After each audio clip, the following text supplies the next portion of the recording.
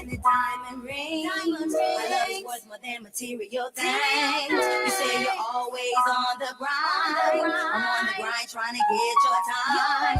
For living good, you took me out the hood, but you ain't giving me no room. You keep me laced in the finest clothes. Just make sure I come before those hoes. Gangsta Brazil. Gangsta Brazil.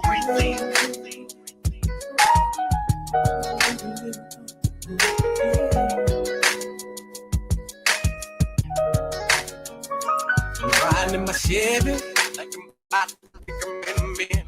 About to put them crystal leaves in the wind. It's on me heavy. I said my shot about to cut me loose. Can the player do the call of truth? Cause I'm living fast, steady on the grind. I hustle and I grind. Just like sticking all my time. Be on the edge of borderline. Shout is dripping at stress. Think I'm all upon the flex. Keep her in the business. Think another girl sexy. Just for my ring, my baby girl. Can't alleviate pain that's in the world. My love for you will never die. Never die. But I gotta maintain the street high. Hey, I got you all the ice you need. Cars in the house, but you wanna leave. I guess love has no cost in us. I gotta take it dance. We got bread and we living good like humps and bones. But it ain't making living comfortable. Yeah, my grind taking my time from me shouting. Yeah, you're hard, I can't treat it like a we got bread and we living good like humps and bones. But it ain't making living comfortable.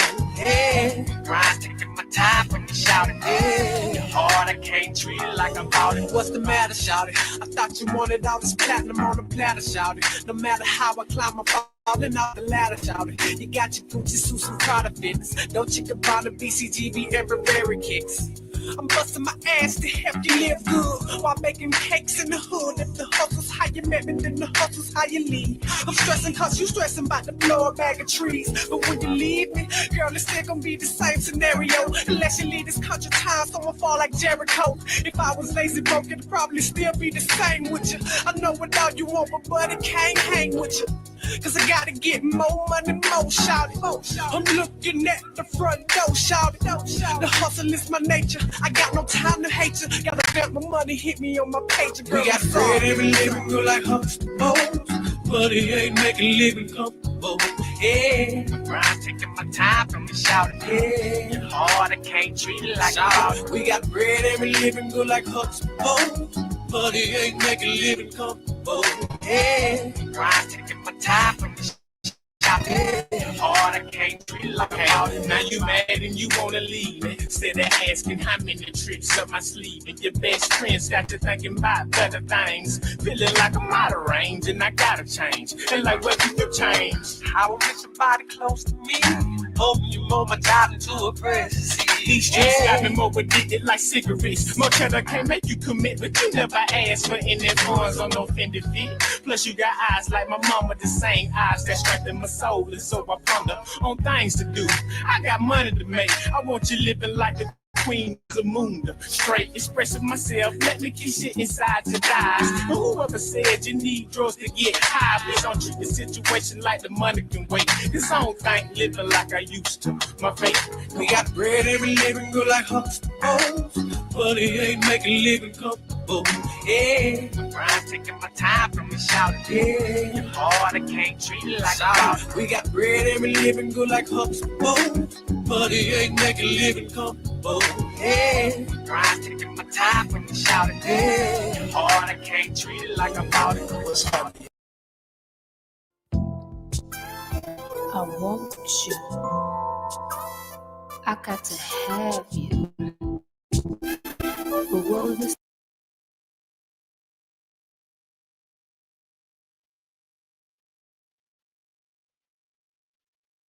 Yeah. Salute to everybody tuning in, man. Welcome to the show, man. Hit that like button, hit that share button, hit that subscribe button, hit that follow button. You understand? Get it on. Charlie Kirk.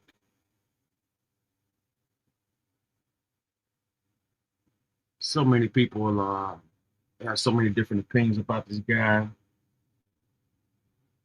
We did a few shows. Well, a show or two or whatever. And this guy was a blatant racist. But let's go to Fox. Let's go to Fox 10, Phoenix timeline, Charlie Kirk's death and aftermath.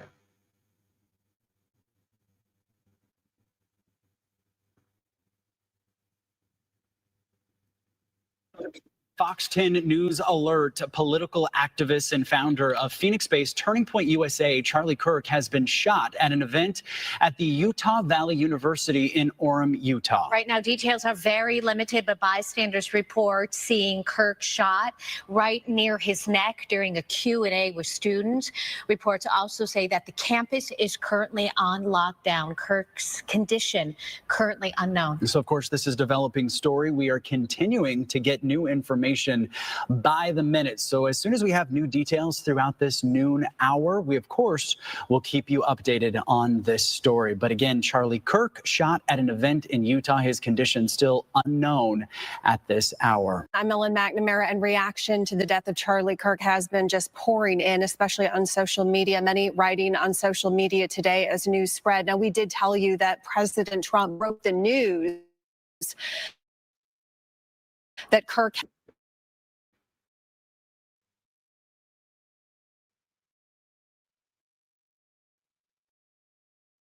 had died today, and he wrote in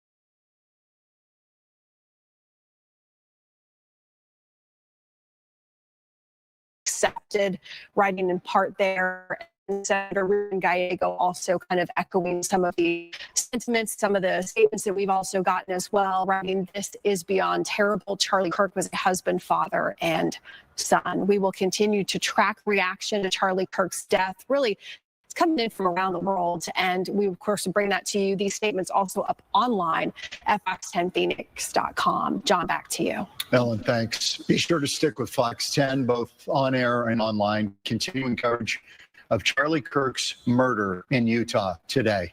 We will have much more coverage ahead at 5:30 and at 6 as well. We're back in a moment. Reaction pouring in following the assassination of conservative activist and Valley resident Charlie Kirk. He was shot and killed while speaking at an event on campus in Utah today. The suspect is still at large. Kirk was an activist, author, media personality. He's known for founding Turning Point USA in 2012, the nonprofit based here in downtown Phoenix. It's widely considered the nation's preeminent youth conservative organization. Kirk was 31 years old, married, the father of 2 young children. He was a close ally of President Trump, a key player in Mr. Trump winning the election last year, galvanizing young voters. Tonight, officials are calling the attack a political assassination. I believe this was a targeted attack towards one individual. This is a tragic moment in our state and in our country. Kirk was hosting a rally at Utah Valley University, that is in Orem, which is north of Provo. The outdoor event was taking place, and it was on campus. All right, here's an update on the Charlie Kirk situation. Salute to everybody tuning in and hit that like button, that share button, that subscribe, follow button, add button, whatever social site you're on. Right now, we're going to deep dive on Charlie Kirk. We're going to get into an even deeper topic once this plays. Enjoy the show. This is Fox 10 Phoenix. There, when investigators say a single shot was fired from a top nearby building. Officials say the shot was fired just after the noon hour. Kirk was struck in the neck, a fatal wound, while he was speaking to the crowd. He was rushed to the hospital. But before 2 p.m., President Trump posted on Truth Social confirming that Charlie Kirk had died. And just in the past few hours, the president also posted a video message about Kirk's death. To my great fellow Americans, I am filled with grief and anger at the heinous assassination of Charlie Kirk on a college campus in Utah. Charlie inspired millions, and tonight, all who knew him and loved him are united in shock and horror. The event had been going on for only about 20 minutes or so when Kirk was shot. A live stream from Utah Valley University shows the moments of chaos that followed. Take a look.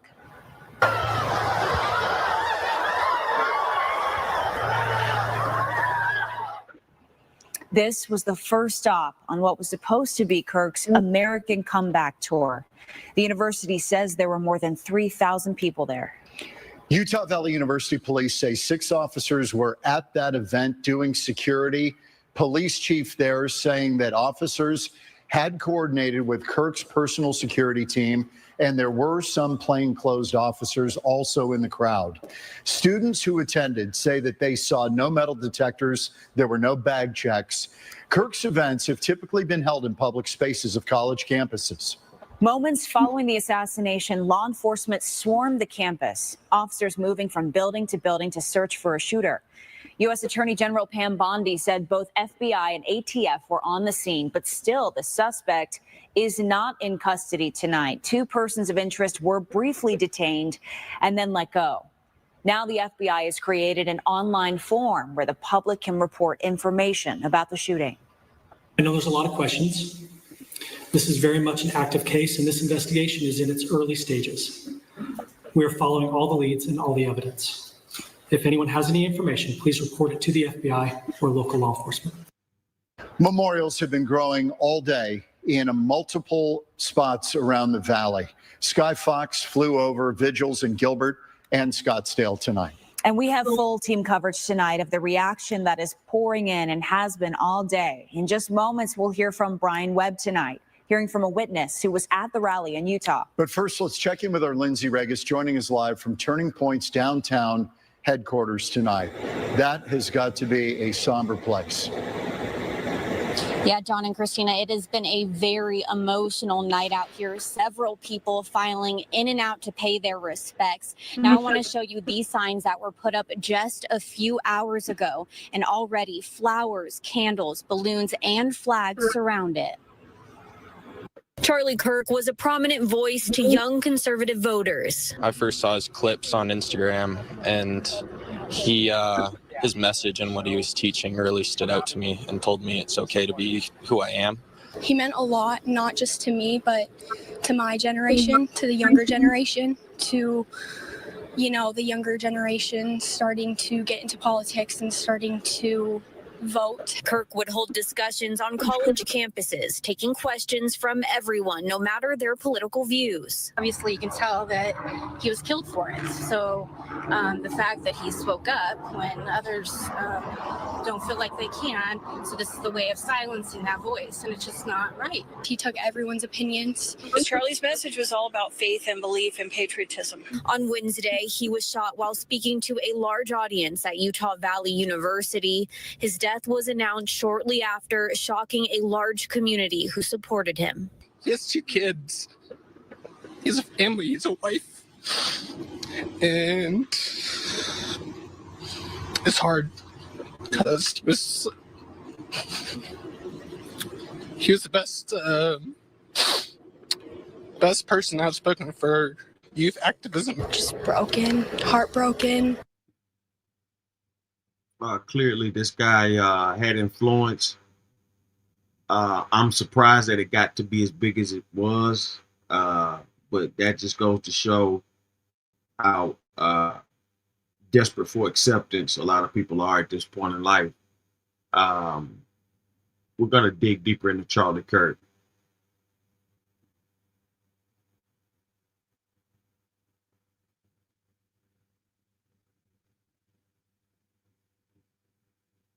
In shock, disbelief. I just couldn't imagine that actually happening in this world now. It's really hard. It's not something you imagine you're going to deal with on any given day, no matter who it is. I was in shock initially. I couldn't believe what had happened. I wanted to know if he was okay. Turning Point USA posted a statement on X that reads in part, "It is with a heavy heart that we confirm that Charles James Kirk has been murdered by a gunshot that took place during Turning Point USA's The American Comeback Tour campus event at Utah Valley University on September 10th, 2025. We ask that everyone keep his family and loved ones in your prayers." For anyone who plans to come by, just to let you know, the street has been blocked off by police, but you can park at the end of the street and walk over. One of them was the high school chapter president of Turning Point USA and met Kirk several times. The other one went to go meet Charlie Kirk today for the very first time and was just a few feet away when Kirk was killed. Honestly, my first impression was someone has thrown a firecracker or played a joke to disrupt the event. Michael is a college student in Utah and went to today's event to ask Charlie Kirk a question on faith.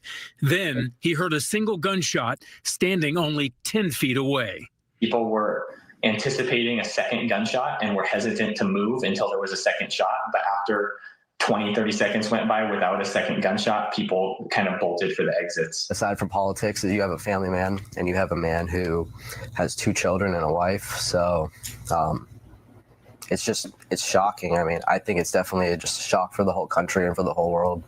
Jaden is the former Turning Point chapter president at Cactus Shadows High School here in the Valley, drawn to the movement for more than politics, but also faith and light. There was always a light about him, just like an ease when you talked to him. He just seemed like he genuinely cared and he genuinely just loved on people.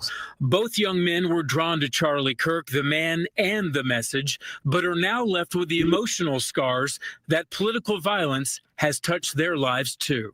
It's finally me. Like, I am finally experiencing I'm a victim of gun violence in a way. The thing that brings me comfort the most is that I know that he was an avid follower of Christ. I know that his walk with God was he seemed like he had a very strong relationship with God. So I'm very comfortable with the fact that if he has passed on to the next life, that he will be just fine. Turning Point chapters across the country boast some 250,000 students, including here at ASU. And Kirk's Get Out the Vote campaign in 2024 is credited with helping Donald Trump win the election. Live at ASU, I'm Brian Webb, Fox 10 News. Brian, thanks. Tonight, reaction from Arizona political leaders on the death of Charlie Kirk. Governor Katie Hobbs said, quote, "I'm saddened for Charlie's family, friends, and Arizonans as they mourn his loss. And I'm saddened for our country as our politics have descended into horrific violence. This tragedy is not about who Charlie Kirk supported politically. It's about the devastating loss of a father, a neighbor, and an Arizonan who called this state home and whose life was cut short by senseless violence, end quote. Congressman Abe Hamadeh, Republican, releasing a statement today saying in part, Charlie Kirk was a force to be reckoned with. He was a happy warrior for the conservative cause. He was martyred doing what he did best, talking to young people and sharing ideas. He went on to urge everyone to pray for his family. Meantime, former Arizona Congresswoman Gabby Giffords, a survivor of political violence, said, quote, "The murder of Charlie Kirk breaks my heart. My deepest sympathies are with his wife, 2 young children, and friends. Attacks against political or ideological opponents are cowardly and un-American and must be universally condemned." Air Force Two landed at Sky Harbor Airport tonight just before 5 o'clock. Vice President J.D. Vance escorting Charlie Kirk's casket back to the Valley along with his family. This is where he lived with his wife and 2 children in the Phoenix area. There's also, it's home to the national headquarters of Turning Point, his nonprofit Turning Point USA. A large group of supporters and mourners gathered in the Valley today, showing their support for the Kirk family.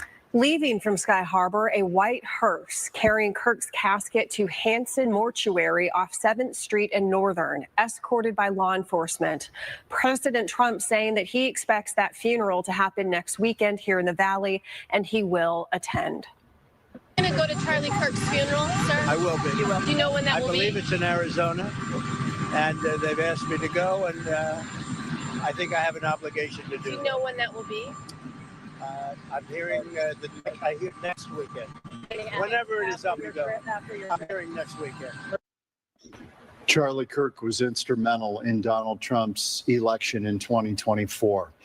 Fox 10 was at Sky Harbor tonight live as Air Force Two landed in Phoenix this evening. And Vice President J.D. Vance was there, as well as the second lady. And Okay, me just hearing that, and I've been hearing that for the past week or so, how influential he was in his campaign. And I'm telling you guys, I've never heard of the guy. I don't remember seeing him. Maybe if I saw that, or if I knew this was like the real mastermind behind the Trump election or whatnot, I would have thought twice about the vote. As far as I'm concerned at this point, J.D. Vance and this Charlie Kirk dude are definitely undercover racing. Going to be showing more detail. We're going to get more expert opinion from elders and such to join the show and basically give a roll call on what's been going on with this whole thing. This could be a huge cover up. I personally feel that it's more of a scripted deal.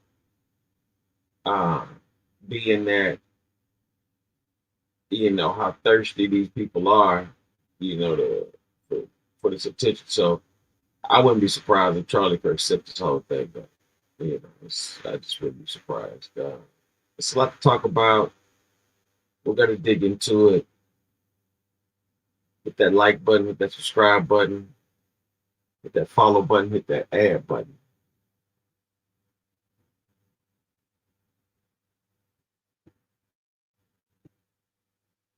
Kirk's wife, Erica, Kirk's children, ages 3 and 1. Fox 10's Lindsay Regis also there as they exited the plane, and she's live tonight with more.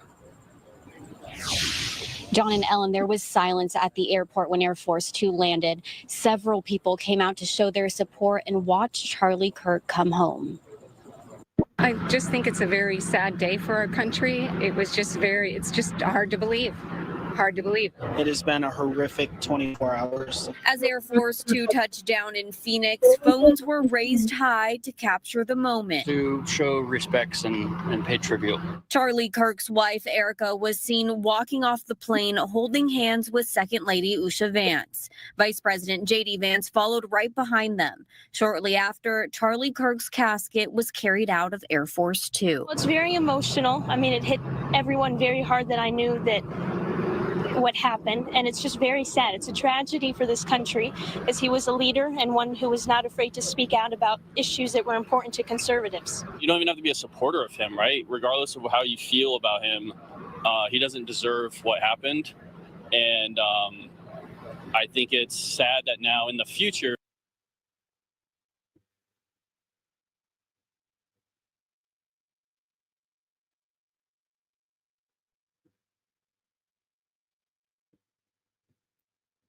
All right, up until we get everything together, subscribe to Center Runner Television. This is my own content. I will be playing it. These are some Charlie Kirk's rhetoric.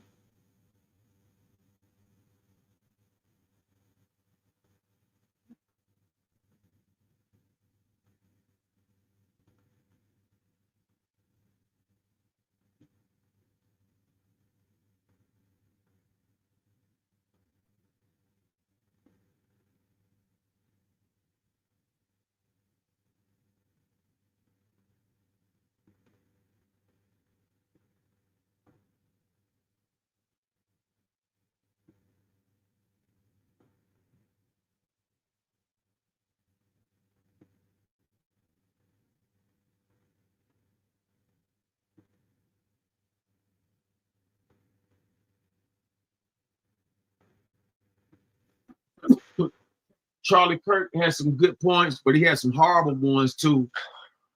And we're going to get into a lot of his points and views so we can really see the ins and outs of who he was, of the words that came out his mouth. I've listened to him just today. I never heard of him before today. Never heard of this guy before today. I've never heard of Charlie Kirk before today. Ever. But I was wondering why people were so glad he got assassinated. Because I started to see, as soon as it happened, it was a lot of people going, I wanted to know, why were they so happy this guy was murdered by a 5+ man hit team? We're going to get into it.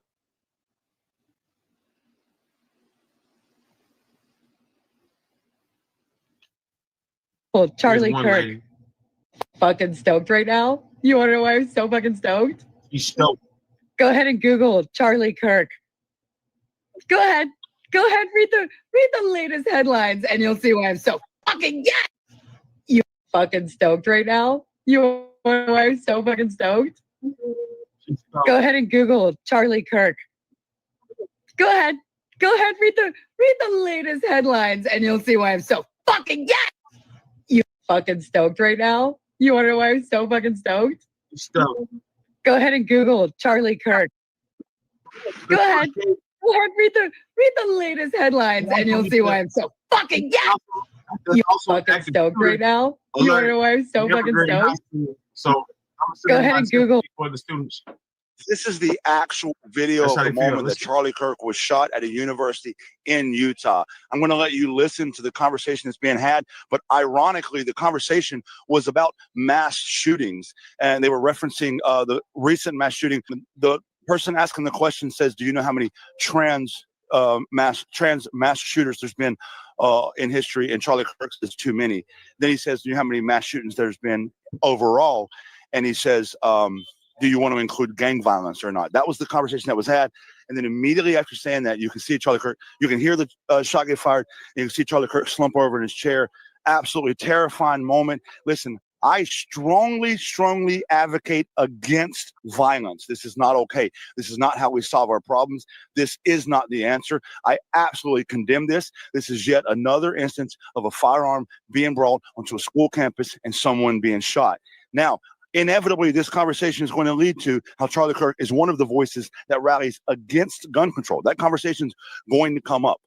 But the video itself, I'm not going to show the actual moment he's shot. It is too much. I'm sure it's going to be online eventually. I'm not going to be the one to show it, but it's terrifying. I hope that he recovers from this. This is just, this is not okay. But listen, we've got to get better control of guns. Gun reform has to be a conversation. Let me let you listen to the video, the conversation that happened prior to the shot being fired. So, do you know how many transgender Americans have been mass shooters over the last 10 years? Too many.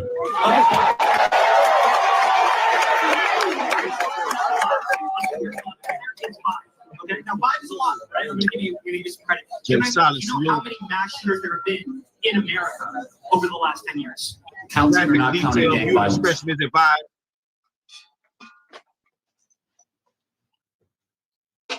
Graphic video, viewer discretion is advised. Let's hear some more of this Charlie Kirk guy. This is my first time hearing Charlie Kirk today. Like I said, I was wondering why so many people disliked him. The media showed a lot of different clips from what I'm seeing right now. I'm fresh to this. I have not seen any of these things really before right now. So let's watch these different opinions about who this guy really is. Some people say this guy's a freaking Nazi.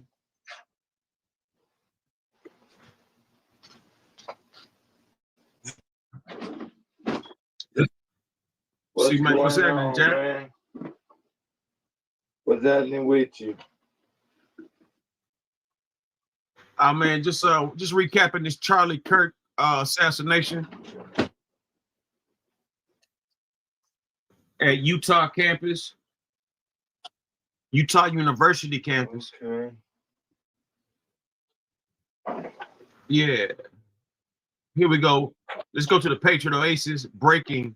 The liberal says to save your sympathy for the people being deported. Not a Nazi like Charlie Kirk. I don't care that he was a person. I think he is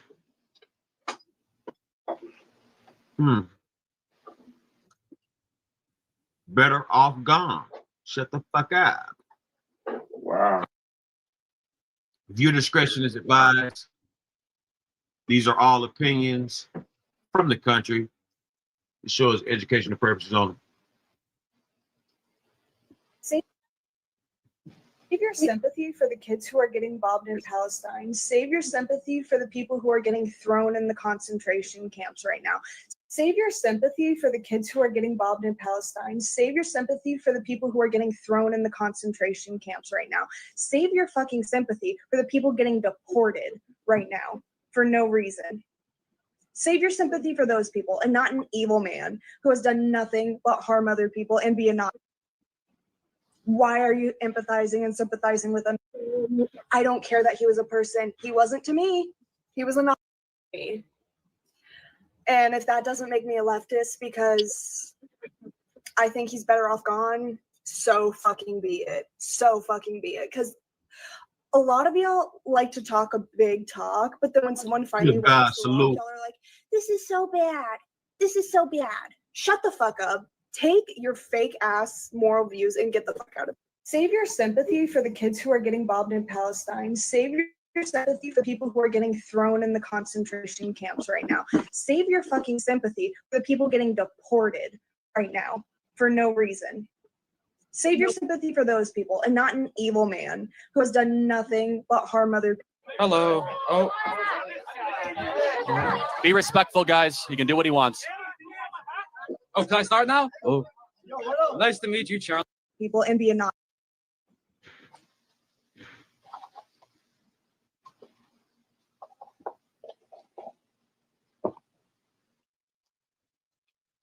All right, let's go to Charlie Kirk shreds the myth of systematic racism.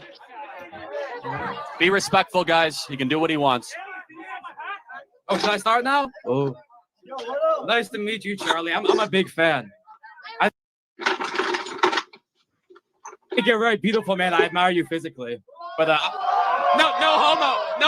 homo. I did have a question. Something I don't find very interesting about you, something I find kind of repulsive, is that I believe you said that the Civil Rights Act was bad and that we shouldn't have that. Okay, well, thank you. I appreciate that. I don't like you as much as Charlie, though. First of all, what's your name? Sorry. I don't want to be like filmed and stuff. I'm anonymous, number one. Anonymous guy. Okay. Well, hello.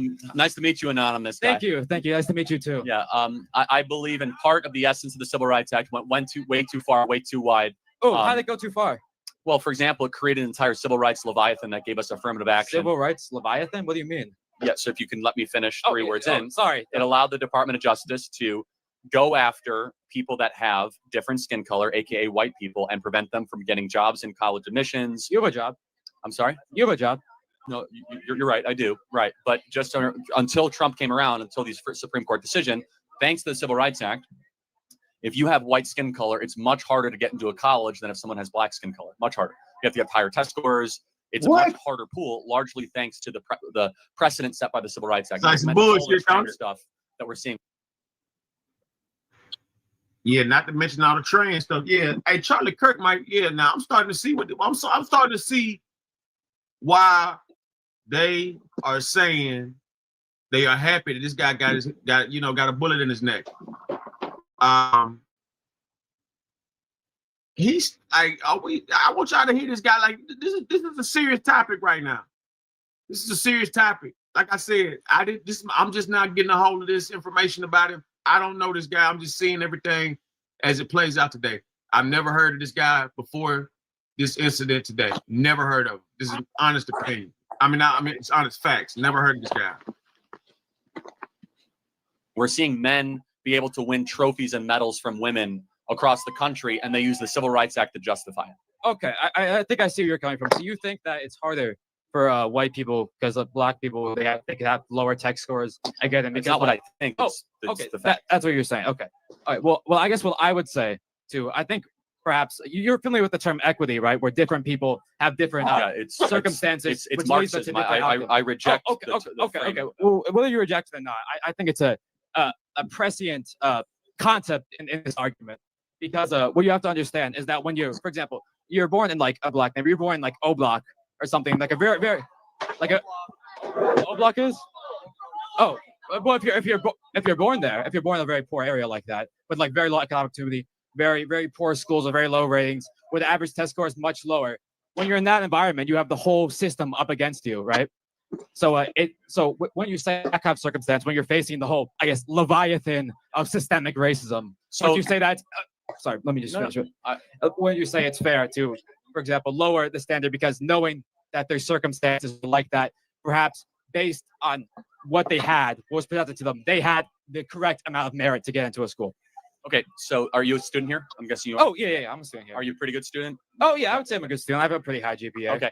Yeah. Can you give your GPA to her because she's a woman of color, please? Oh, well, you want me to give you I mean, I can. Would you be willing to do that? Yeah, sure. You cool with that? Yeah, I'm fine. Wait, you mean I want you like tell her or like no, give it to her? By force. So we're swapping it. Let me tell you what I'm going to do. By force, white man. Okay, yeah. I'm going to take your GPA. I'm going to give it to a woman of color. Okay. You're cool with that? I mean, yeah, I can just work back up. Like, there's no working back up. I can pull myself up by my bootstraps. No, there's no working back up. What do you mean you can't work back up? That's the whole point of conservatism, isn't it? I'm going to keep on taking it from you because that's equity. And you're cool with that. What? But that's not. This is equity in practice. Equity isn't taking. Equity is applying the equal standard. If you give, how do you get? You must take and then you give. Wait, what do you mean? That which is given must first be taken. Well, what's being taken?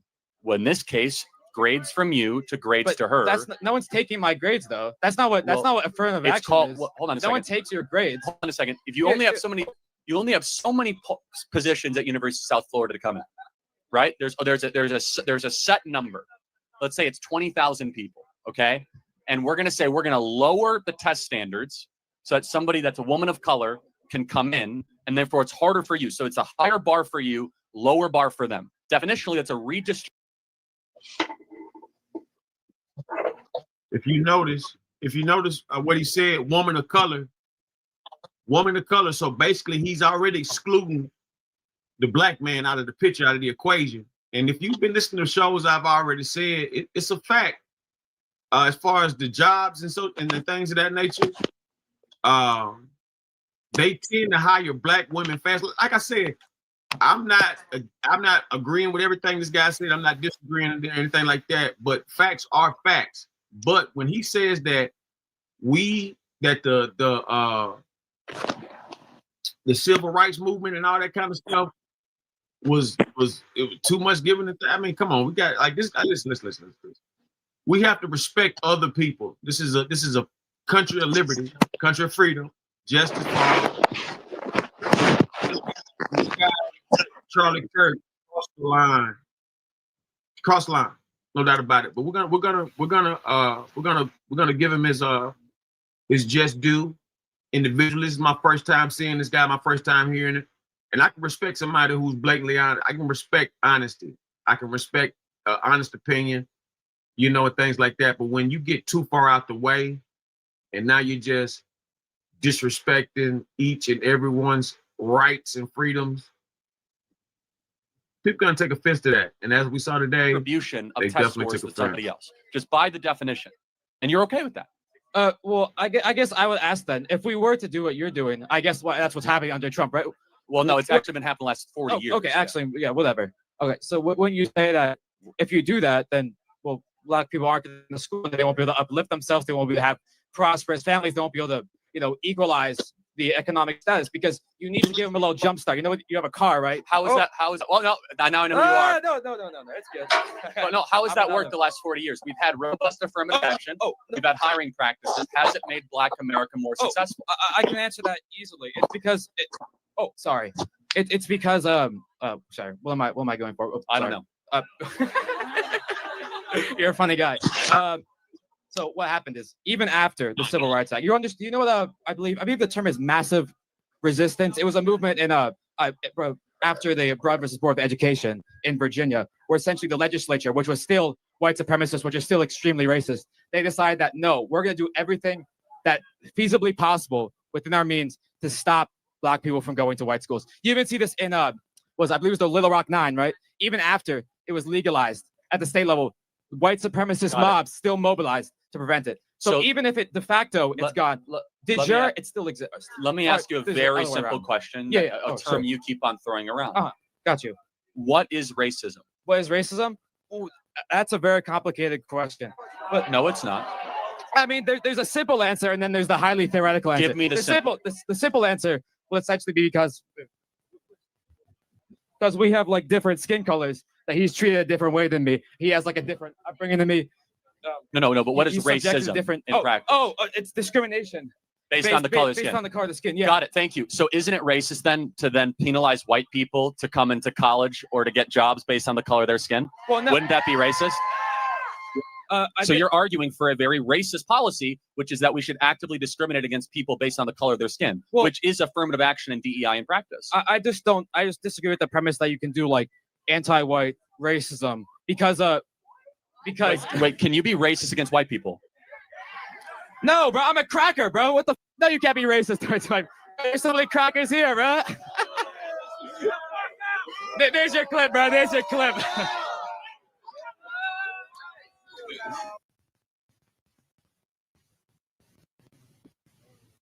Yeah. Right now, I'm starting to see this guy really might just be a Nazi for real. Everybody knows America has had a huge racist issue, a huge one. And I'm assuming by this guy, he's speaking white power. And that's definitely something that's been known to be racist, known to be deadly, known to be agonizing. For this guy to be totally going against the people, liberty, justice, and freedom for all, this is why he was assassinated. I'm not even done with this guy. Like we're gonna go all night with this, but like I'm just listening to a few minutes. This is my first time. Like, once again, my first time listening to him. Never heard of him until the assassination, and I'm giving my honest and visual opinion from what I'm seeing and what I'm hearing out his mouth right now. Agree to disagree, fine. I'm not a white boy, but I do know and see the play. For him to be acting as if white men are being penalized and being victims in America, that is bogus. 100% bogus.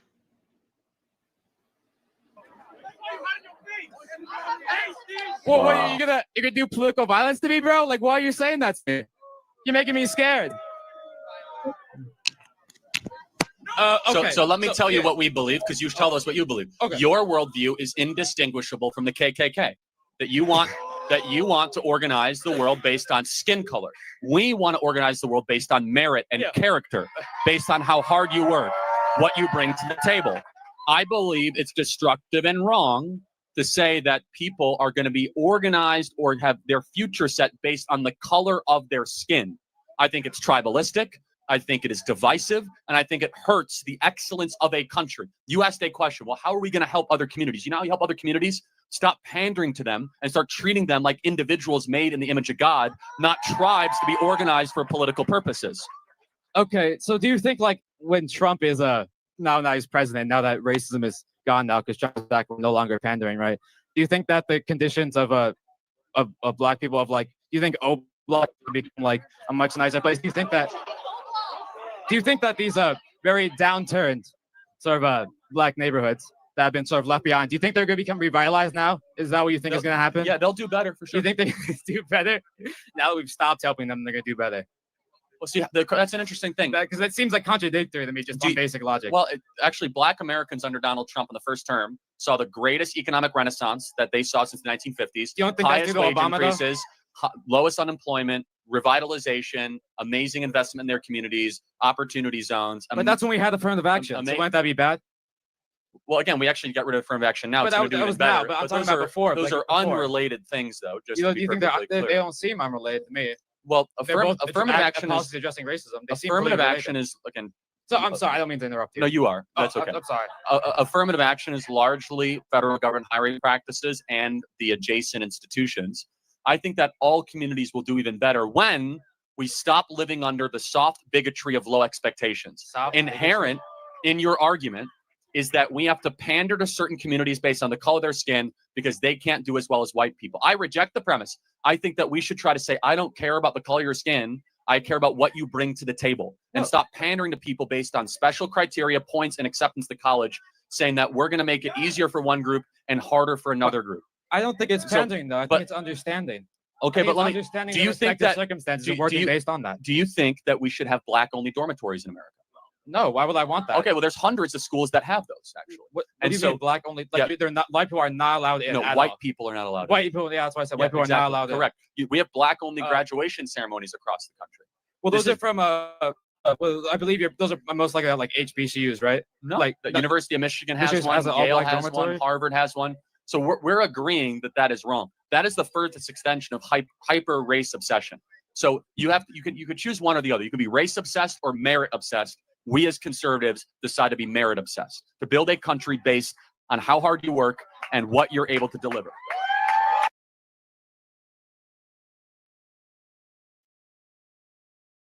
All right, so there you have it. Those are some very deep thoughts with this guy. We got plenty more content on him, and we're gonna give him a fair shake. Not gonna bag or just make up anything on him. We're gonna get this guy a fair shake. But clearly, there definitely is some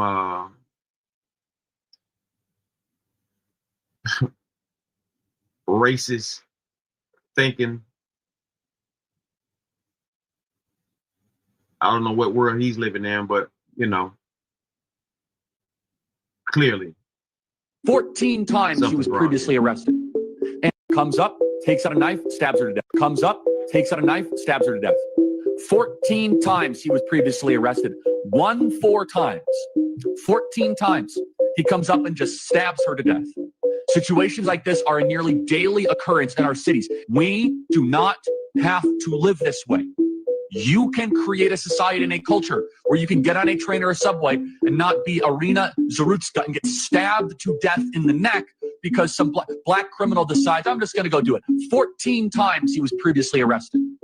And all of the Koch brother funded liberal criminal justice BS is the reason why guys like him are still on the streets. 14 times. Let's put this back up on screen. And Irina Zarutska, why did she come to America? She was fleeing violence in Ukraine. It turns out it's more dangerous and subways in Charlotte, North Carolina than a war zone in Ukraine. comes up, takes out a knife, stabs her to death. All right, so that guy who stabbed the lady on the bus, he was dead wrong, no doubt about it. But the way they blowing it up as if, you know, her life was more important than any other person that gets murdered every day is beyond ridiculous. That's another form of despicable racist media.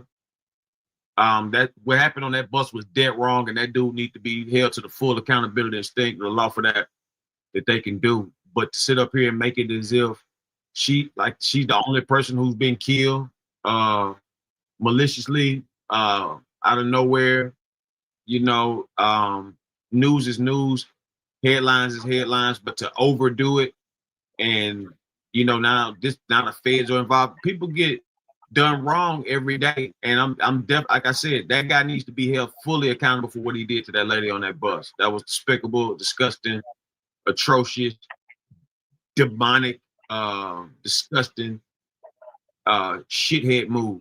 I don't agree with that at all.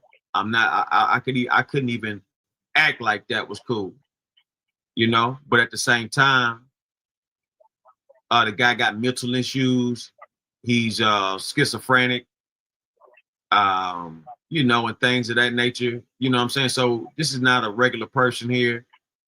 It's just that's out here doing it for a radical cause. This guy's a fucking nut job that needs to be in a fucking psych ward. And it's simple as that. Simple as that. They're blowing it up as if this is some, you know, I can see if it was a terroristic move to where, you know, it was for a cause. This guy's a fucking schizophrenic. Okay. That's why you got to watch your surroundings, your area. Watch where you sit at. Watch who you're around. I got something to say on that. You got to stand up on the bus. You just can't get on no bus and sit down. Sometimes I don't give a fuck how many seats open. You got to stand up sometimes. I got something. Stand your, you know, and I'm not saying what she did was wrong. You sit where you want. You do what you want. I'm not going there. I'm just speaking on facts, man. You know, clearly she must have felt comfortable to sit in front of this motherfucker. Can I speak? Oh, okay. Go ahead, brother. I'm sorry, C-Man. This is how I look at that issue. One, that girl came from hell over there where she came from. She came here for safety as a refugee. She had to escape over in her hometown from bombings and massacre of her people. Now, for her to come over here, you know, the girl is working at a pizzeria, trying to have a decent, safe life in general, sent over here to some of her people that was looking after her and all. I think it's horrible for a young lady, I have a young daughter, to sit on a bus whether this guy is schizophrenic, crazy, or whatever. He's been arrested over, 6, 7, 8, 9, 10 times. He just left the judge. The judge knows who he is and want him to come to court on his own, regardless of because he was or whichever he was supposed to come to court. But I understand what you're saying, mental and all. I have friends which are mental, but I will say this: motherfuckers know what they're doing, mental or not. And the reason why I say that, I have a friend that did 33 years in prison. When he came home, and he's mental, when he came home, he remembered the shit that he done before he went to prison 33 years ago. Now, if I was president of the United States, I would send this guy that's crazy, just like Robin Harris said in his skit, my friend, rest in peace. You crazy? Motherfucker, I'm crazy too. And he pulled the switch. Now, I don't think that he should get the death penalty. That's too good. It's over with too quick. I think he's in Sarah's time. It's disgusting what he did, because in his mind, he know what the fuck he did. That's why he had a knife. because as he was getting off of that bus, he was saying, "I killed that white girl." So if you said, "Oh, that's what they said," he I said. heard him say it on the audio. He said, Oh, "I wow. killed that white girl. I killed that white girl." So one, you know she was white. Two, you know what the fuck you did. Now, if I was president of the United States, I would be trying to send that motherfucker to Ukraine prison. If I was president, I'd be trying to send that motherfucker to Don't you think Americans gave Ukraine enough? that motherfucker. Oh, you saying send Yeah. the killer to Ukraine? Send Oh, wow. that motherfucker to Ukraine, let their prison deal with them, because she was one of theirs. That was a sweet, innocent child, man. A beautiful, sweet, innocent child. And for niggas to be on the motherfucking bus and not try to help this person, you gonna tell me you don't see a motherfucker standing up in red with bright red on? Only motherfucker on the bus wearing red? They didn't give a fuck. I agree with the white people on that. You had a bitch sitting next to her on her cell phone. Two motherfuckers in back looking at their cell phone. Now, if I'm sitting in the back of a motherfucking bus and a motherfucker standing up in red, you took a glimpse, you saw this motherfucker stand up. You saw this motherfucker do the act. So I'm going to just say this to that brother that did that shit. One down, one gone. There's no mental or whatever the fuck. He know what the fuck he did. So he ain't one of us no more. He's a demonic motherfucker sent by Satan. That's how I look at that.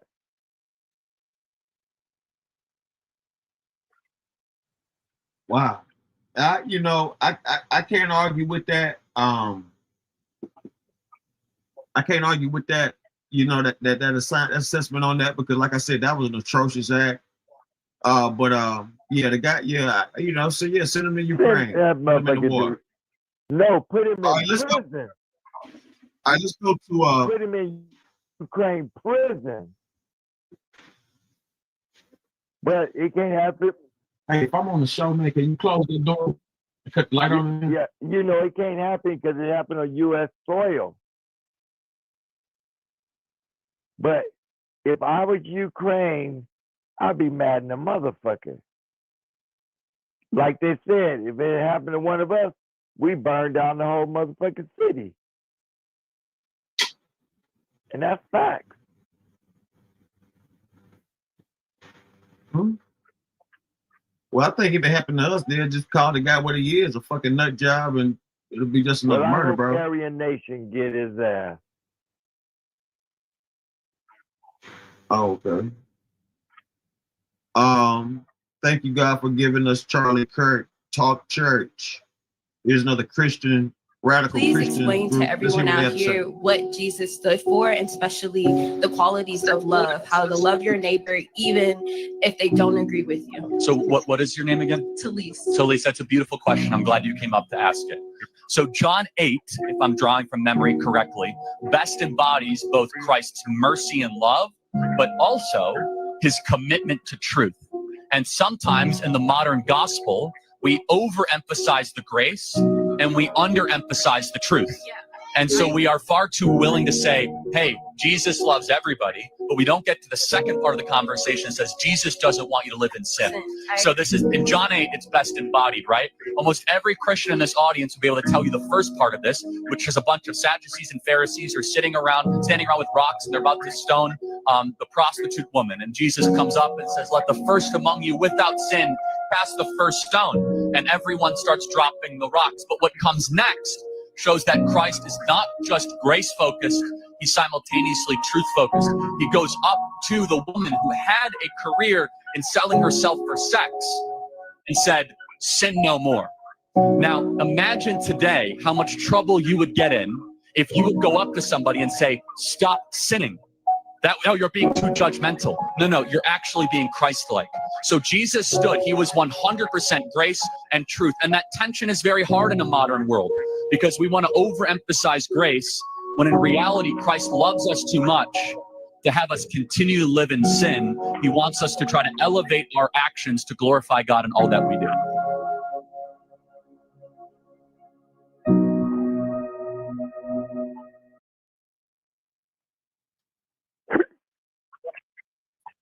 Well, you know, we know a lot of people use they use Jesus Christ to do.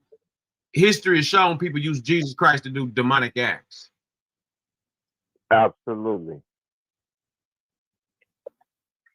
All right, let's go to Spirit of Admitos. Warning: graphic footage. Warning: graphic footage. Closer look at ring finger switch to pinky as Charlie Kirk slumped. Camera error or something inexplicable.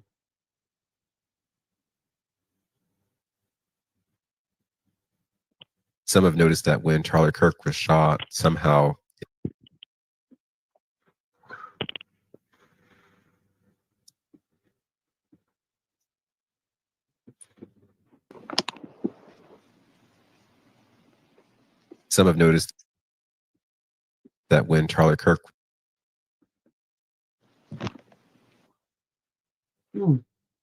That's all right.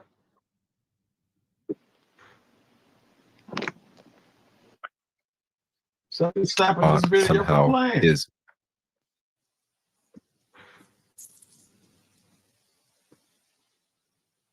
Some have noticed that when Charlie Kirk was shot,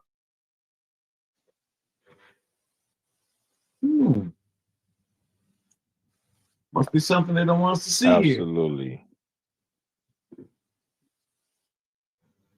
Yeah, it got to be something to that. Absolutely. Wow. Yeah, absolutely. There's something to that. What about, it's just so much ridiculous shit happening. What about the girl that was killed in Chicago dropping off her son by her ex-man's bitch?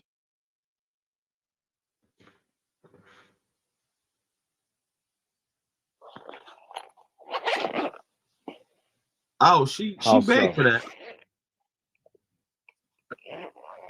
You talking about the stud, the lady that was killed by with the dude arguing in the Man, street? that girl was dropping off her son, and the dude, Yeah, she was dropping off her son, and her girlfriend decided to run up on her boyfriend, and that's what happened. She pulled out a gun. I know you ain't feeling sorry for that. no. Listen. Do you know what happened? Or I can enlighten you. I'm gonna tell you what happened. A lady was dropping. The father was coming to pick up his son. No. And the girlfriend of the baby mama got into it with the baby daddy. No. What do you mean? Let me tell you That's what exactly happened, what Sam. happened. The girl was dropping off. Okay, so let me ask you this. Let me make sure we're speaking on the same story. Where did this happen at? Are you sure about that? Were they at a gate? Was it a gate? Were they in front of a gate? Were they in the middle of the street? Was it a shootout? Now let me tell you what happened. I'm No, it asking you, was it a shootout? Let me tell you what happened. Okay, we're talking about two different stories. Yeah, we're talking about two This different story stories. I'm happened sorry. in Chicago, where a sister was dropping off her son. I think the DOJ should immediately move. Okay, dropping Go ahead, I'm off sorry. her son. Her ex nigga shows up with his woman. They get into some type of argument. This nigga puts her in a headlock, and his bitch shoots her in the face.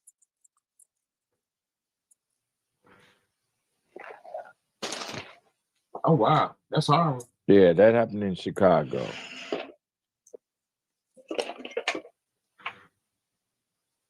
That is definitely horrible because she was dropping off her son so she could go to work. Her name, yep, her name is, what is her name? Romika Meeks. ROMECAMEEKS.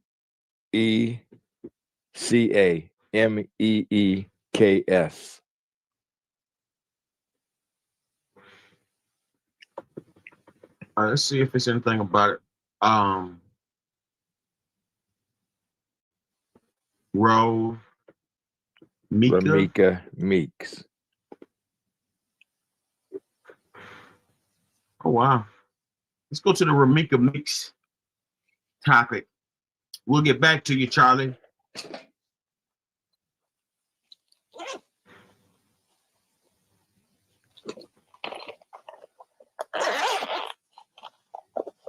And it was on video? Yes. I don't know if you're going to see the shooting, but you'll hear the story. Okay, let's go to Romika Meeks, Chicago. Let's see what's going on here. Romika Meeks was dropping off her kid at school when she ran into baby daddy's girlfriend. They started arguing. One thing got heated, fast out of nowhere. The other baby mama put out a gun. She's the one who shot her. She's the one who shot her. But she shot her.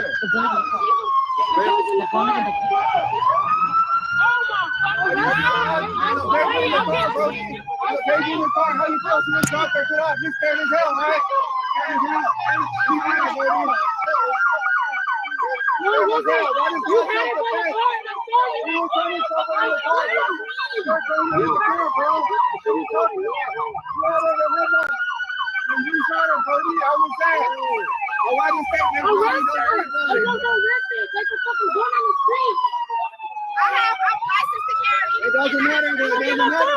You shot somebody, nigga. What the fuck wrong with you? Calm down. Calm down.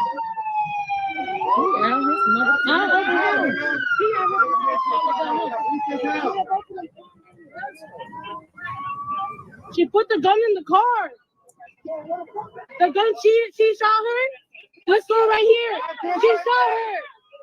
She shot her. She put the gun in the car. She put the gun in the car. The gun is in the car. Arrest her. Heavy police presence here near Cermak and State. You can see that police have taped off a portion of the area. Right now, detectives are surrounding a white sedan that appears to be connected to this incident. Chicago police saying that early this morning, around 9:30, there was a fight between two women. That scene unfolding here near State and Cermak.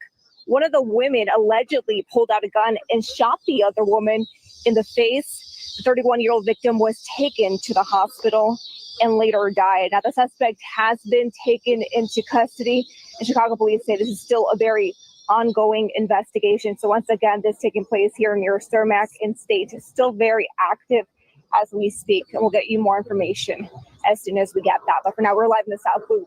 Lisa Nunez, ABC 7 Eyewitness News.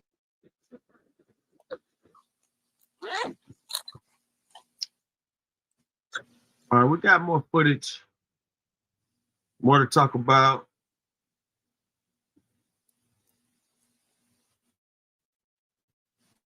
Here's video. Viewer discretion is advised. Viewer discretion is advised. Graphic content, armed robber. Okay, this might not be the video.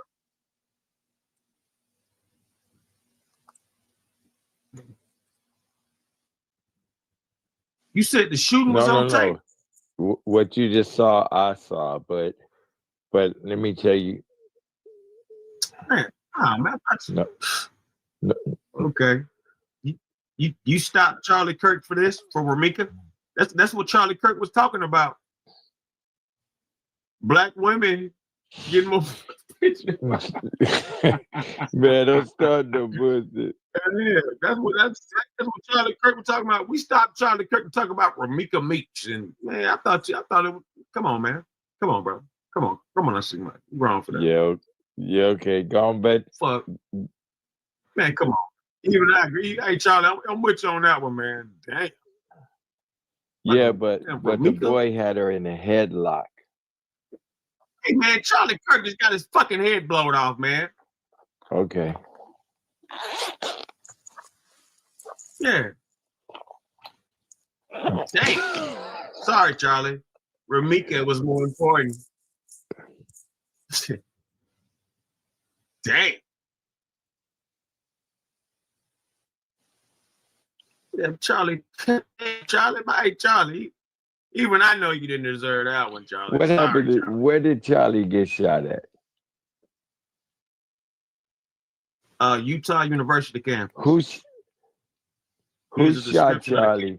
Yellow, black, white, or brown? It's still on the run. Here's a description of the campus. If you look to the left, Charlie Kirk was shot while speaking to audience in courtyard, 200 yards away. Loose center, suspected location, the shooter on the right, top of the building. Hell of a sniper. Utah Valley University. Well, he didn't want to be caught. He said everybody else got caught, so he ain't gonna get caught.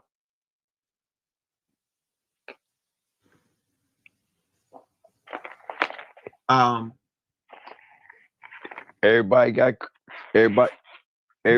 caught except for him.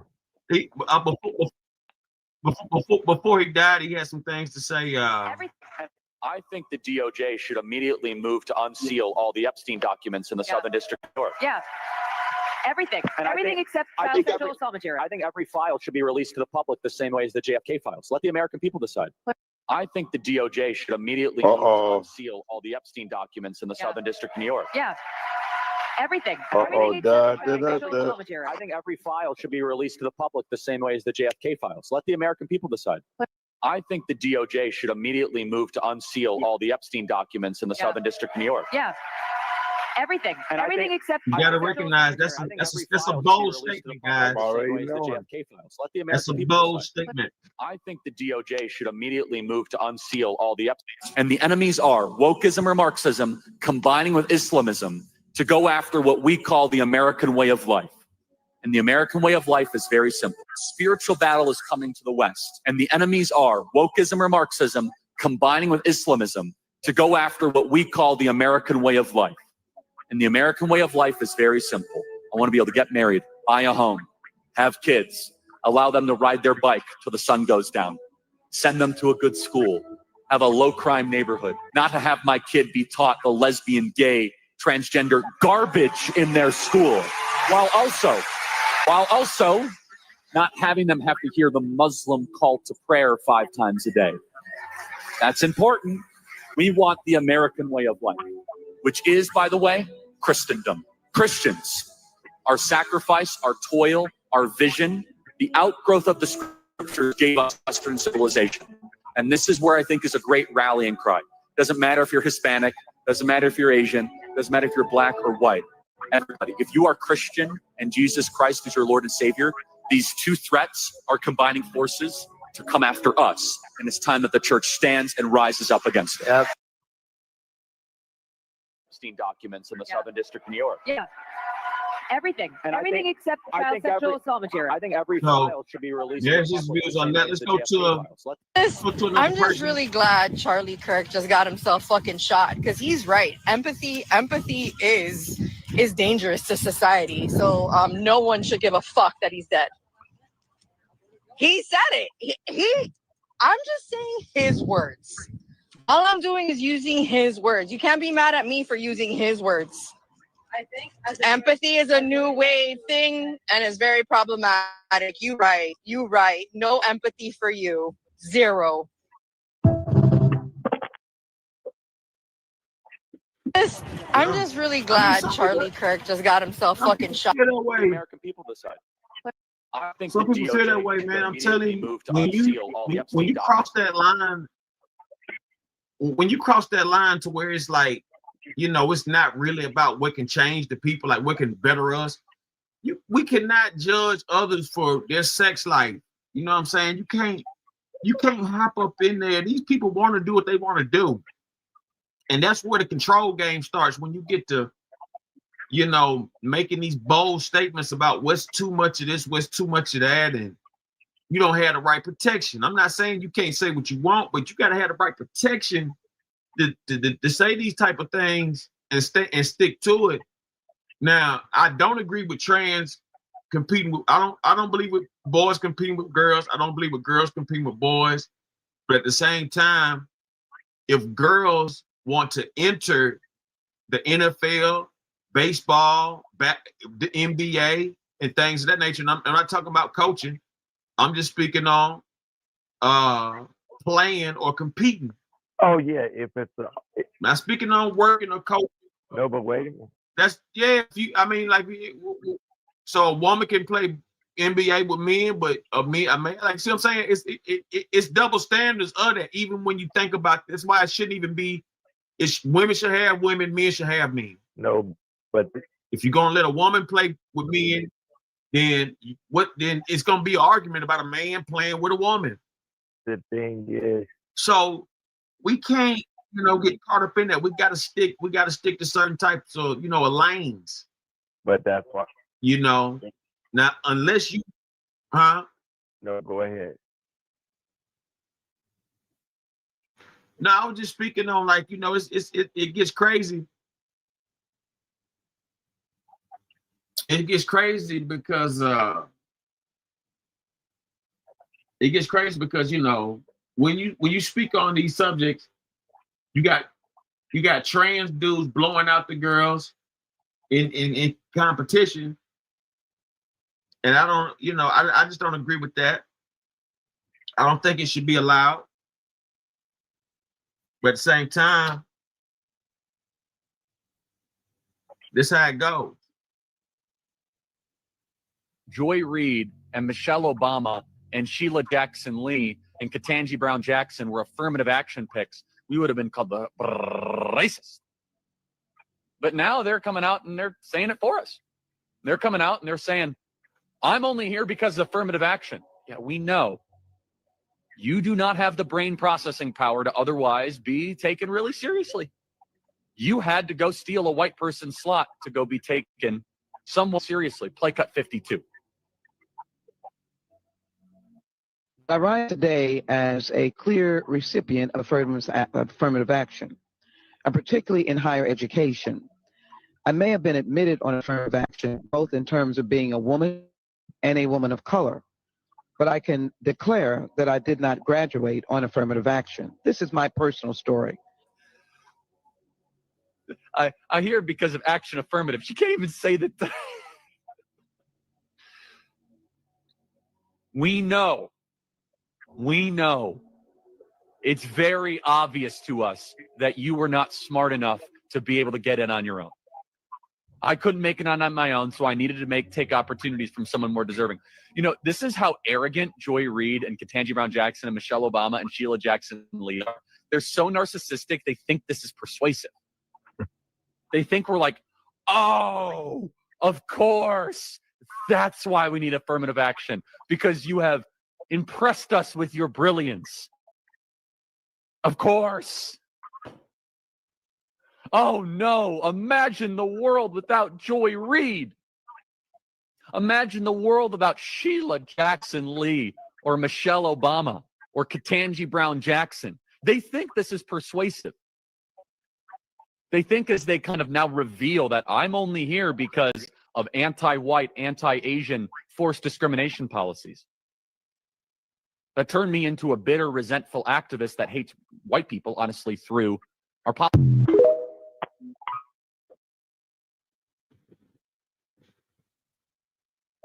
You know, this guy gets deep.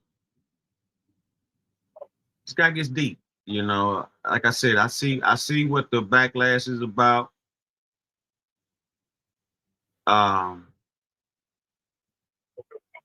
let's take this standpoint. He goes about reparations.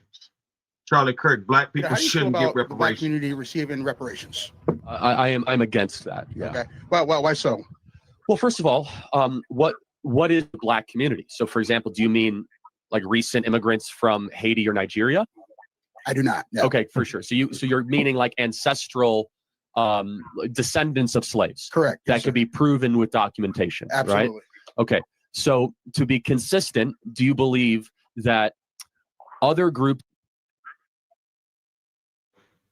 Well, I can start you off right there when he let him say that can be proven with, like, you know, of course, proven true, but the way he's about it is that it's still not giving full detail of who you are.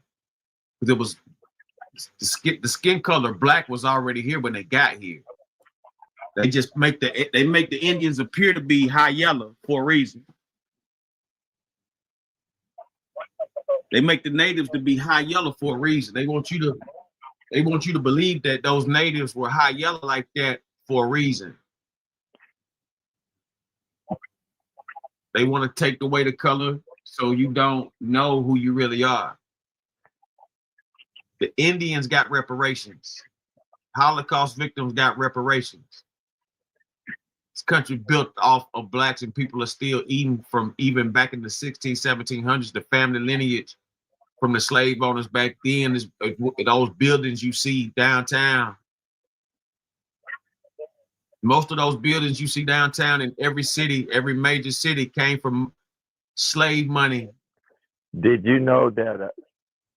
It's ties. Did you know that there was a black woman that owned downtown LA first? I just said her the other day. Let's break that down, because even that's miscommunication, and that's how Charlie Kirk got killed, for miscommunicating. A black woman owned the land, not the buildings, not the property you see. She owned the land, grass, the trees. Yeah. You see what I'm saying? Yeah, she owned the land. Exactly. That have been mistreated in America should also receive reparations. What are those other groups? Well, not necessarily by America, but let's just take one. Jewish Americans, right? Okay. They almost got eliminated in the Holocaust. Should they receive reparations? Not from us. Okay, not from us. Not from the United States, that is. Okay. So here's my view, and I want to hear yours, Okay. which is that I did not own slaves, and you were not a slave. Correct. Right. So we are individuals, and therefore we cannot be held accountable or should receive something from something that didn't happen to us. Let's stop it there. He goes, I don't own slaves, and you're not a slave. At the same time, if your family is still benefiting or has benefited from the Slave Act and cruelty and things of that nature, of free labor from blacks, you are very much so a beneficiary of the slave trade. Or something we did not do. That is a basic law of justice, that I can't be held accountable for something that somebody looked like me did, and you should not benefit from something that somebody you were related to. Now, you'll probably say systemic racism and how that passed down to generations. Happy to address that. The problem with reparations, though, is basically what you're saying is, I'm going to take money from Charlie Kirk for something he didn't do and give it to a group of something, to somebody of something they also didn't do. For what reason? How is that just?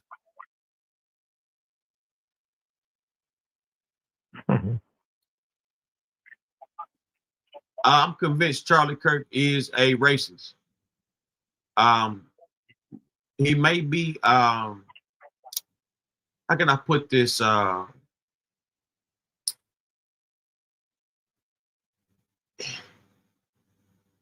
can I put this? I'm trying to give him some type of credit, but every time I'm listening to him, it's some like radical right, ridiculous statement as far as, you know, another way to keep a black man or black people in some kind of judicial low class bubble. When this country's built off of free labor and you give money to all kind of victims of other acts. Notice he didn't, he didn't go into detail about the Jews. Jews received reparations for the Holocaust. Several different organizations in India, like several different people, organizations, groups of people received reparations. This is a common act. The reason they don't want to give Black people money at this point in time, it has to be a deeper agenda. You want to know why they don't want to give Black people money? Because Speak on it. They feel that when How do you feel about the Black community receiving reparations? I'm against that. Yeah. Okay. Oh, pardon me. I'm sorry. The reason being because we as Black people, whenever we come together on certain situations or certain opportunities, when we come together, it's powerful. So imagine if the Black people got the reparations and came together. It would be a very powerful agenda. Think about it. When we came together in sports, we took it over. When we came together doing real estate firms, we took it over. When it came together doing any type of active business, we took it over. Look at Black Wall Street.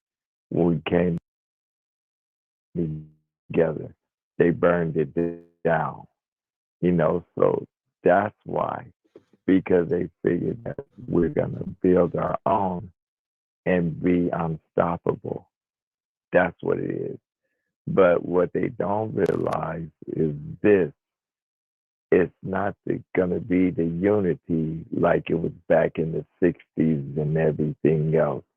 Because, a lot of us, unfortunately, would act a fool with reparations. Well, what will we do with it? But as I say, though, we still deserve it as a whole, just like the Indians. I told an Indian not so long ago, your people were slaughtered, but you still here, but yet you get this check every single month. You didn't know your ancestors that were slaughtered, and just like we don't know who ours are. So the Chinese knew who theirs were. But we definitely deserve it for what we went through. I look at the things that's going through with immigrations and everything else. I mean, we were discriminated against since the day we came out of our mother's womb.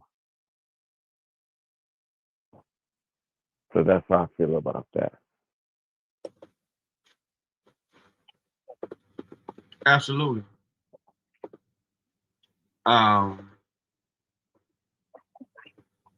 This is not a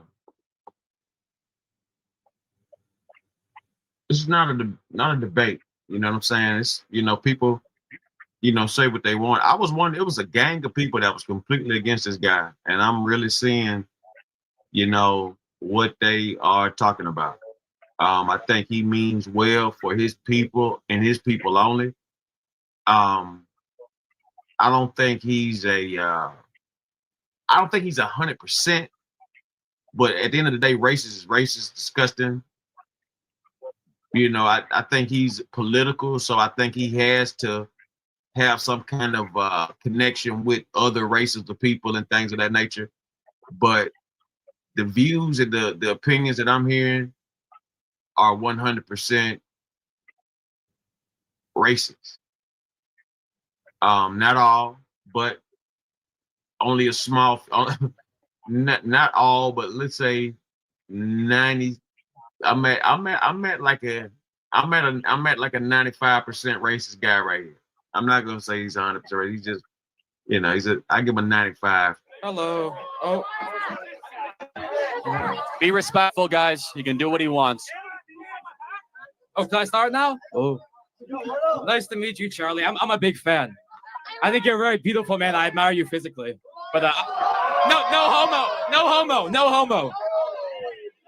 I did have a question. Something I don't find very interesting about you, something I find kind of repulsive. is that I believe you said that the Civil Rights Act was bad and that we shouldn't have that. Okay. Well, Oh, thank you. I appreciate that. I don't like you as much as Charlie, though. First of all, what's your name? Sorry. I don't want to be like filmed and stuff. Too late. I'm You're anonymous, comparing number abortion one. to the Holocaust. Anonymous guy. Absolutely, I am. In fact, it's worse. It's worse. It's worse. Like a capitalist every single day, Cenk. I live as a capitalist. Okay? I live when I believe. What? So you're comparing abortion to the Holocaust. All right, here's ranking worst Charlie Kirk moments. Go to top 5. So you're comparing abortion to the Holocaust. Absolutely, I am. In fact, it's worse. It's worse. It's worse. Like a capitalist every single day, Cenk. I live as a capitalist. Okay? I live when I believe. What do? I get charity every single year. Hold on. Come on, Cenk. Let's go. Do you truly, in your heart of hearts, truly believe that this is human being? This, Without a doubt. without a doubt, Yes. this is a dolphin fetus. Does fetus mean in Latin? What the? I'm sorry. Is this It means little human being. The smile is very creepy. Okay. Smiling is creepy. No, your smile specifically. You are a culture warrior. I believe when everything is done, Mr. Kirk, people will see you and the people you supported as corrupt, as selling the country out to the lowest bidder, and of doing irreparable damage to a country I'm sure we all deep down love. The difference. You will have to reckon with that. Difference Mr. Kirk. is when.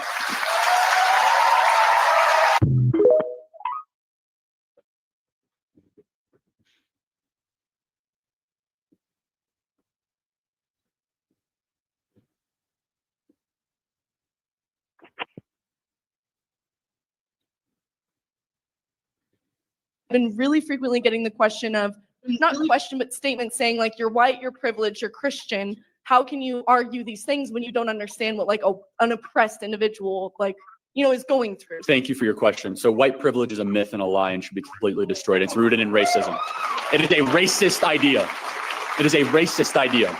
The best people in America are not white people. They're Asian Americans and Indian Americans. So why don't they ever talk about Asian American privilege?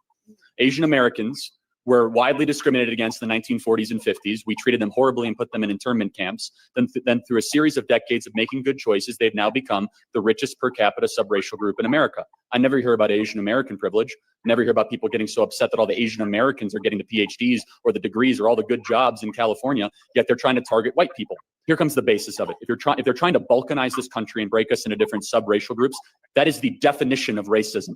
Been really frequently getting the question of, not question, but statements saying like, you're white, you're privileged, you're Christian. How can you argue these things when you don't understand what an oppressed individual is going through? Thank you for your question. So white privilege is a myth and a lie and should be completely destroyed. Okay. Man, there's no telling who was coming at him because he's everywhere. He was shaking. He's ruffling feathers. Have longer sentences for similar crimes, and that's when every other demographic factor is accounted for, like age, income, I guess area within society. So I was wondering what you think about that, particularly because there is that imbalance, and I would regard that as institutional. So, is the quality of their legal representation factored into the study? I can't speak to that because I don't know. It's not. So, for example, if LeBron James committed a crime, he'd have pretty good lawyers, right? Most likely, yeah. Yeah. So maybe it's an income and or legal quality point, not a race point, right? Here's my contention. My contention is the following. There are other reasons to blame disparities other than discrimination, a lot. And one of my biggest learning moments today on campus is how almost everything gets attributed to racism or discrimination. There's a fabulous book I encourage all of you to read. It should be required reading by Black economist Thomas Sowell called Discrimination. It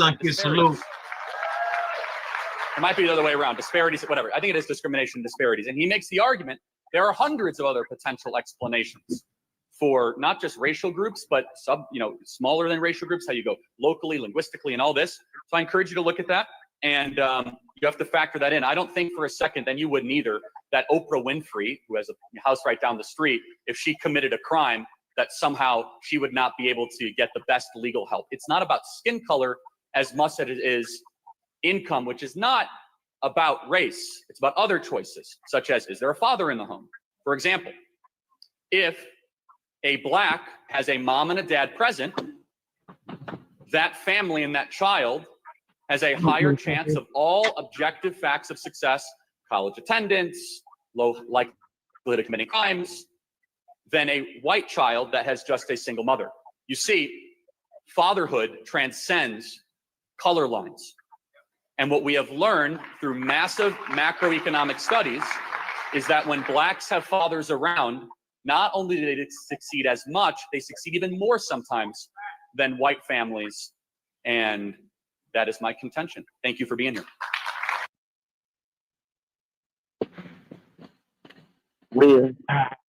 Yeah, he definitely was. Yeah, he was definitely pro-white. Man, his kids ain't got no daddy, so now what?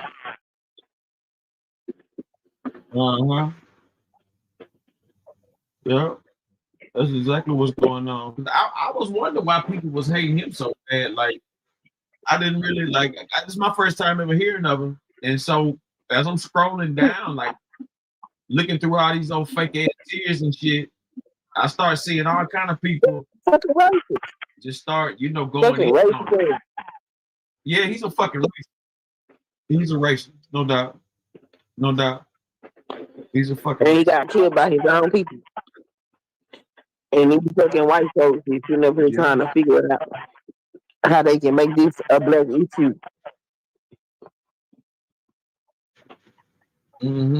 That's exactly what's going on. And like I said, I'm not gonna front.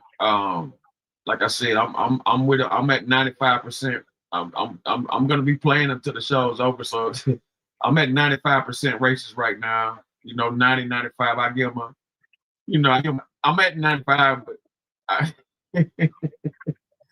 like this motherfucker.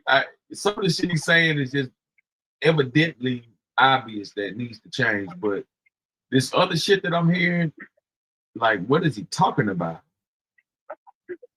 Like, what the fuck is he talking about, man? He's up here, like, just completely dodging reality. Is and it's a simple fact that he's a racist trying to sneak in the office. That's what I'm starting to see. They called him a social influencer. So yeah, he was an influencer. He was all over the internet. I swear to God. I mean, you got to be looking at these weird ass conservative motherfuckers to know some of these people. Okay, yeah, I only follow, as far as right wing and something like that. I only follow Trump. I never heard Trump speak about this guy. Did you hear him speak about it today? I do have. Yeah, I'm gonna get to that too. And then took a flag and hand stamp. Get the fuck out of here. Yeah, I did see something to that degree. Like that's what I was saying. He's merging in racist views with American patriotism, and then he's putting his own sick twist on it.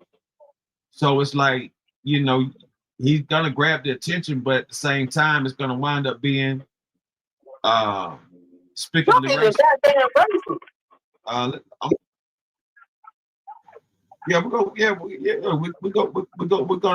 We're gonna listen to some more of his rhetoric, and we're gonna really get that. What I'm trying to find is why would somebody want to shoot in 200? That's what the hell I want to know.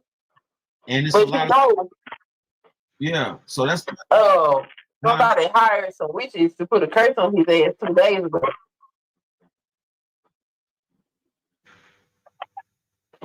It's a video. No, they was talking about it. It's a channel called Secular Talk, and they found the post where it was some witches that was against the right wing and shit. Somebody paid them to put a curse on Charlie Kirk, and 2 days later, this nigga got sniped out. That's it. And then they can't find the person that did it. We're gonna take a look at that after this, after these few videos, and we're gonna see what you're talking about. See if there's anything Can out you there we give can talk me about a with that. definition of racism? A discrimination against a minority class of people in order to create an unbalance in the society or a hierarchy based on something that is undetermined as of color, race, the color of your skin, or maybe even color of your skin. Can you be racist against Asians? Yes. Can you be racist against white people?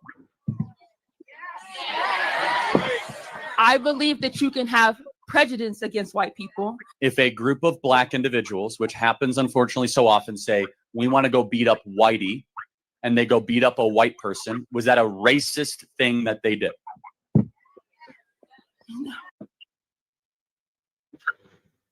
Yes. Absolutely.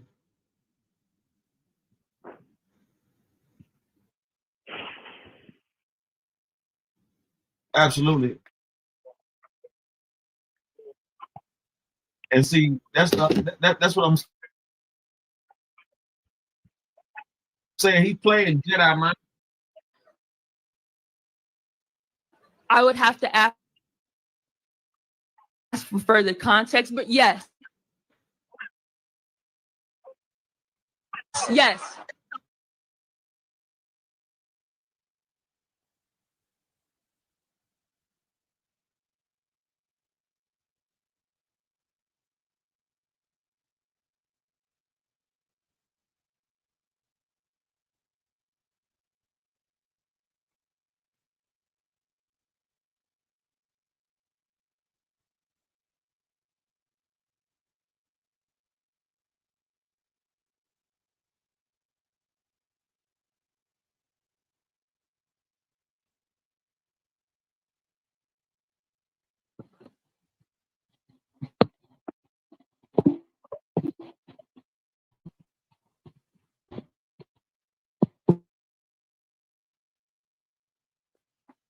Yeah, fill out.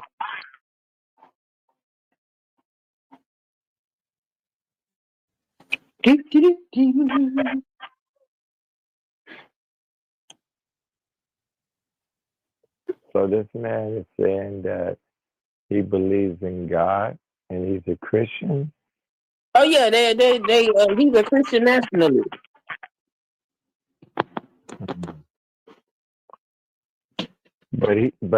But he's in a Mormon city. Utah is all Mormon. So he goes around to different college campuses and talk to them college kids. And so he happened to go to a college campus in Utah, and that's where he got his ass started. Is he from Utah? No. Oh wow. Yeah, this crazy.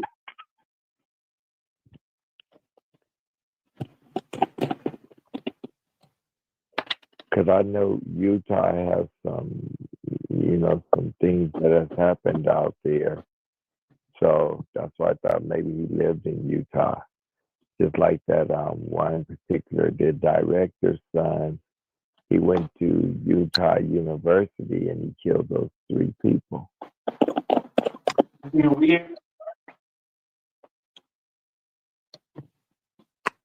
Yeah. No, he didn't live in Utah. That was his new form of content. Going to talk to them college kids.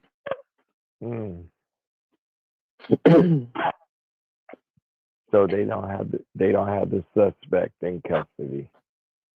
No, they had got a dude, and they found out that he wasn't the right dude. And so now they on a manhunt to find out who did it.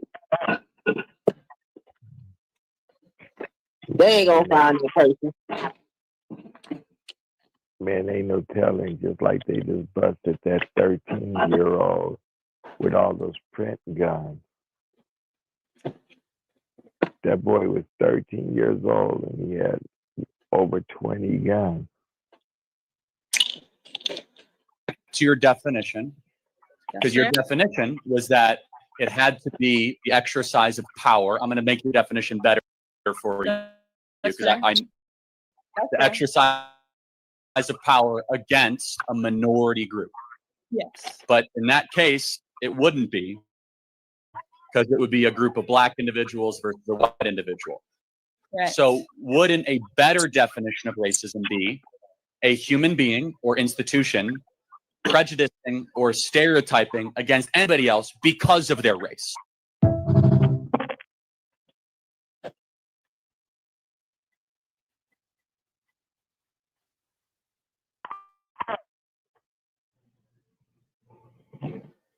Is my mic messing up?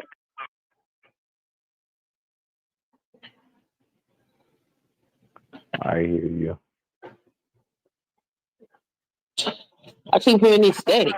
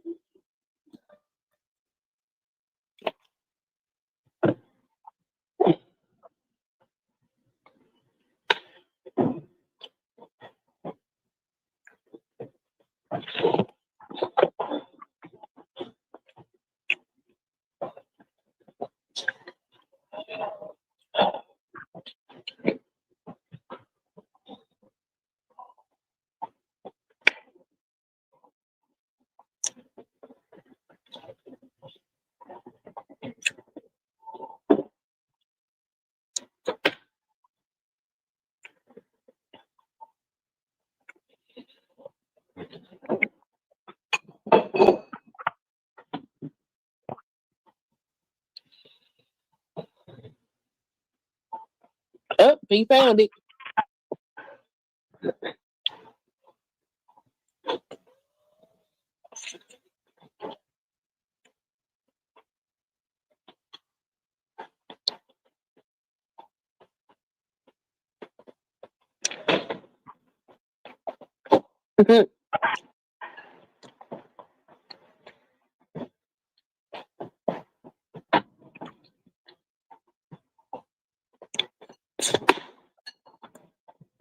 Ooh.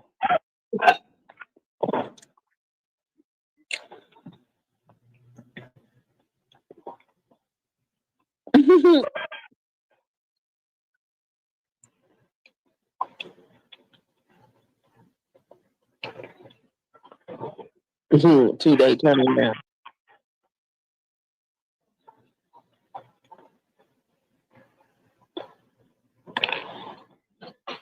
Okay.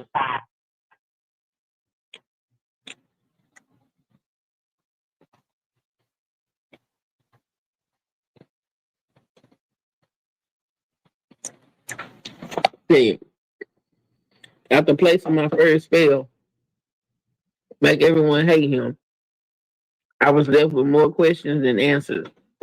How long would it take to kick in? Should I have splurged on a pricier spell to make it work faster? Shortly after, the witch messaged me trying to upsell me a $50 spell booster. When I asked what it did, she explained it would amplify the energetic support of the main spell, or else I could let it unfold in its natural timing. I decided to trust the witches. You gotta scroll down.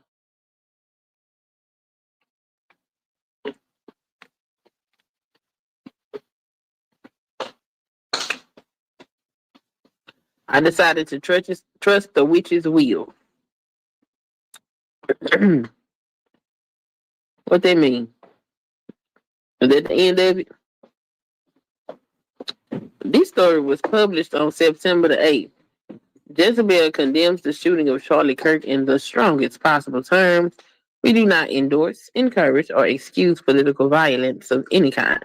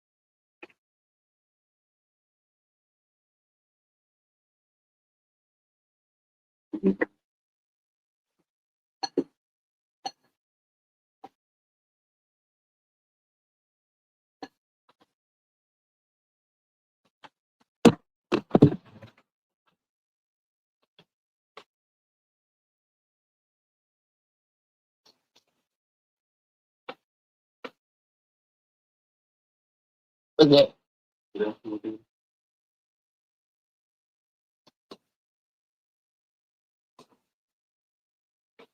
What's your vegetable? I don't remember no vegetable. Oh, you talking about that Viola? Okay. Not Roland Martin.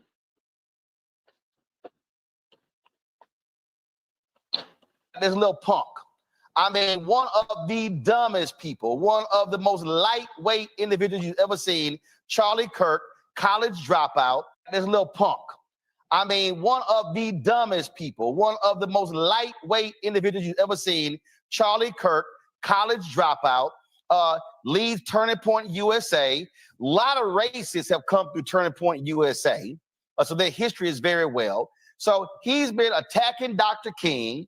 He goes on the show with Sambo himself, Jason Whitlock, as they trash Dr. King. And then Charlie has been going around talking about how we should not be able to, one of the greatest mistakes in history was the 1964 Civil Rights Act. And so my next guest, Pastor Darrell Scott, he has been on the warpath against this little punk. He's been sitting here blasting him left and right. And he also revealed on social media the other day of a quite interesting story, a very interesting story that was stated in the White House. But before I played that, there's this there's just flat out racist named Nick Fuentes. He was the one who had lunch with Donald Trump and Mar-a-Lago with Kanye West. So Nick Fuentes, I mean, just straight up, he's a racist. He's a racist. So he dropped this video praising Charlie Kirk and saying, "Welcome to the white supremacist club." Watch this. Charlie Kirk, as we know, has become a white supremacist, and that's a huge victory. But he remains a Jew lover. he remains a Jew lover, and Yeah, see, that's what I was saying. Hey, I promise you, that's exactly what I was saying. This guy's dead on too. Like, I noticed when we were talking about the reparations, he did not deny the Jews for getting their reparations, but he denied black people for like hundreds of years of oppression and discrimination and suffering, raping and pillaging. Charlie Kirk, you a piece of shit, and this racist motherfucker, he knows it. This a white supremacist sees that you a fucking. Well, Nick Fuentes was on Charlie Kirk's ass before he got killed. Charlie Kirk was avoiding Nick because Nick been on a rampage. Nah, I gotta tune in because this guy right here, at least he's honest. This, like I said, I'm new to this. This is my first time ever hearing of Charlie Kirk. Never heard of him. This is my first time hearing of this guy right here. Never heard of him. And you ain't never heard of Nick Fuentes? No, ma'am. Oh wow. Nick Fuentes is a racist to his damn soul. But he is also a government conspiracy theorist. And a lot of the shit that he say make a whole lot of sense when it comes to the shady and shit that they're doing. And so he's been going after all these different conservatives. He roasted Candace Owens' ass. He roasted what's his name? That police officer that's always talking shit about black people. The black dude, the cooning ass motherfucker with slow talking. Yeah, he went off on him. And he was going after Charlie Kirk, but Charlie Kirk was avoiding him. So yeah, Nick on all their ass. What's that? Let's hear him out. No, I don't use language like that, you know. But he is an Israel shill. Like Charlie Kirk has become white nationalist, hardcore, but he remains a shill to the Jews in Israel. And I've said that for a long time. But if Posobiec is coming out swinging on both fronts, it's like, hey, if Turning Point would just stop banning Groypers from their conferences, maybe we could work together. If they would just stop bad-mouthing me and just reintegrate the Groypers into the machine, that would be a win for everybody. So, Pastor Darrell Scott, if a racist like Nick Fuentes is saying, "Hey, welcome to the club," sounds like all your criticism of Charlie Kirk been on point. Hey man, first of all, let me say you got one fact wrong. What's that? He's not a college dropout. He's a junior college dropout. Well, junior. So you made it seem. Junior colleges no. Junior colleges are colleges, but technically, yes, you're correct. Go ahead. Yeah. So basically, he has a high school diploma. Well, but I don't know what his GPA was either. Well, but it's no different than the person who he hired, Candace Owens, who also dropped out. So, hey, they got something in common. The thing here is this here. You said something the other day, there was a meeting at the White House, and Charlie Kirk told Trump, just go ahead. No. He didn't tell Trump. So we were in the Navy mess room, the cafeteria at the White House with myself, my business partner, Kareem Lanier, and several other people were there. 2 other black people were there and several white people. And we were discussing 2020 outreach to different demographics. And we talked about the evangelicals. We talked about suburban white women. We talked about gun owners. And then when they got to black people, Charlie Kirk said, I think Trump should just tell black people anything. Just lie to them. He can say anything. It don't matter. My business partner reaches up. Can we cuss on this show? Yeah. It's called. My business partner said, man, that's the stupidest shit I ever heard in my life. Then I said, Charlie, say something like that again, I'll knock the shit out of you, white boy. And so he turned red and said, well, hey, I'm just saying, don't you never say no stupid shit like that in front of me again. And we checked him real hard, but that showed me right there the content of his heart to even say something like that. Trump should just tell black people anything, lie to them. It don't matter, just say anything. Well, no, Trump wasn't in the room when that happened. Trump was not there. Well, I mean, it's kind of true. He did do some lying to black people, but man, every politician lied to everybody. Yeah, but you know your boy lied a lot more than the whole. What he lie about? That ain't the topic. We'll revisit this another day. I want to stay on Charlie Kirk. Little punk. Charlie Kirk. Yeah, I don't want this to be Mark. And I said you don't have much time because you're going to Joe. You're going to Dementia Joe. I don't want this to be Mark Fisher 2.0. So I'm gonna save you today. You don't want this smoke.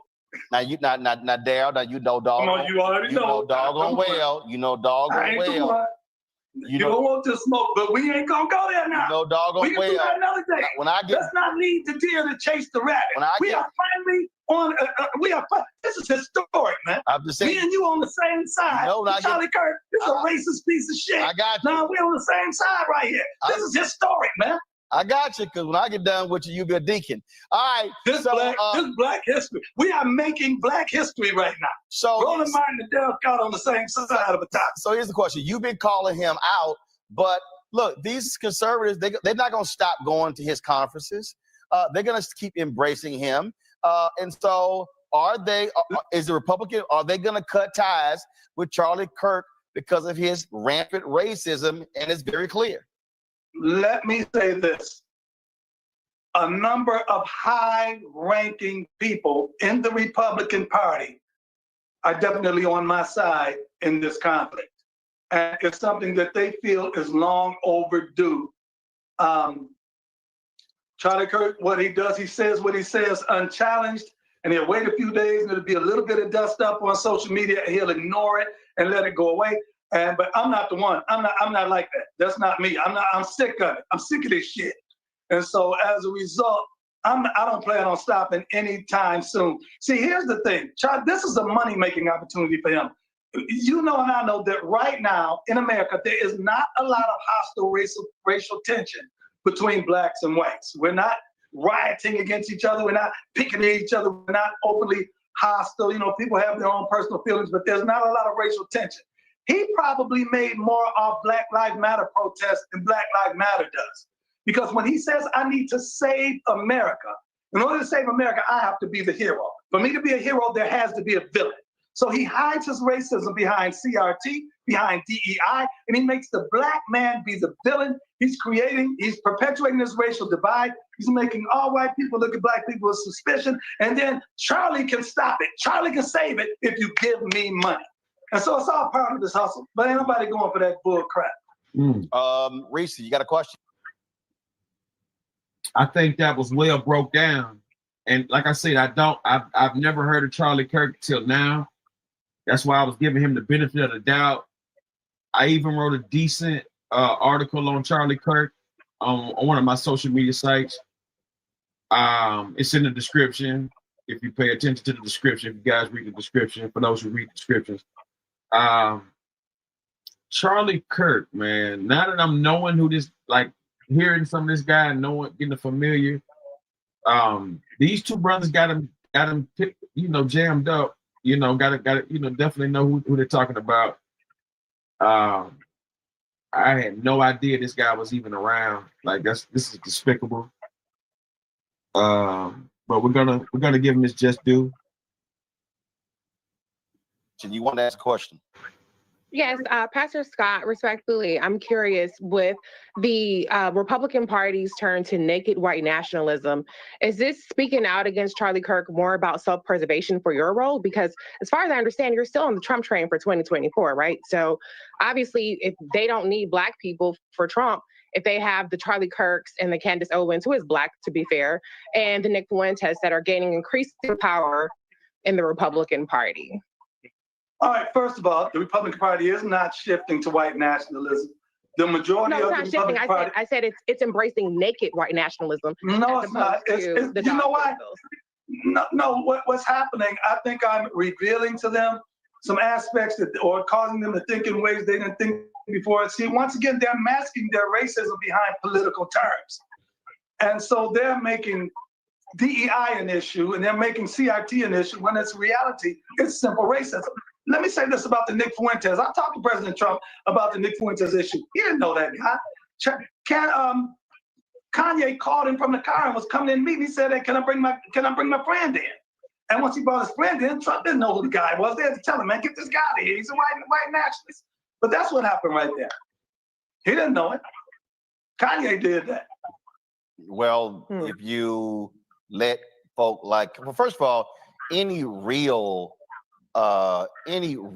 high-ranking official has a vetting process, and they wouldn't have allowed either one of them to even walk into the door. So, and now that I just heard that, and I'm glad these brothers are here to break it down. I always liked it. The guy that was just talking. I've always been a big supporter of him since Trump first started running back in the 2015, 16, around that time. But this goes to show you that Kanye West, when he's spitting all that racial rhetoric and all that kind of stuff, that was where he was getting it from. He was getting it from people like this guy, Charlie Kirk.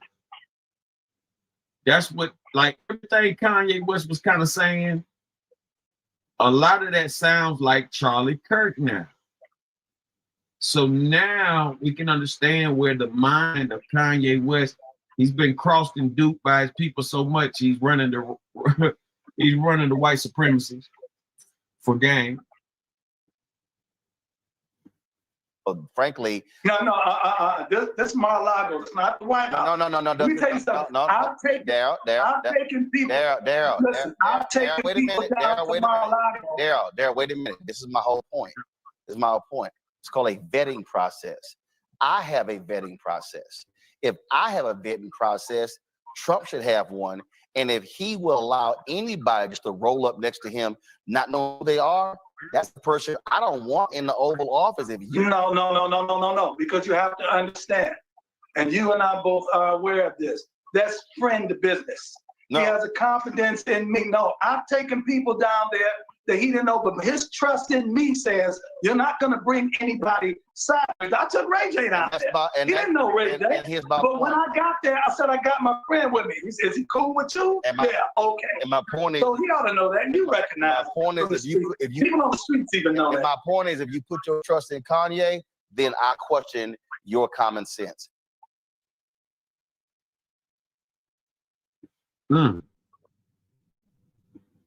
Well said, Roland. This one might be one of your best shows. Dr. Daryl Scott is one of my favorite guys, man.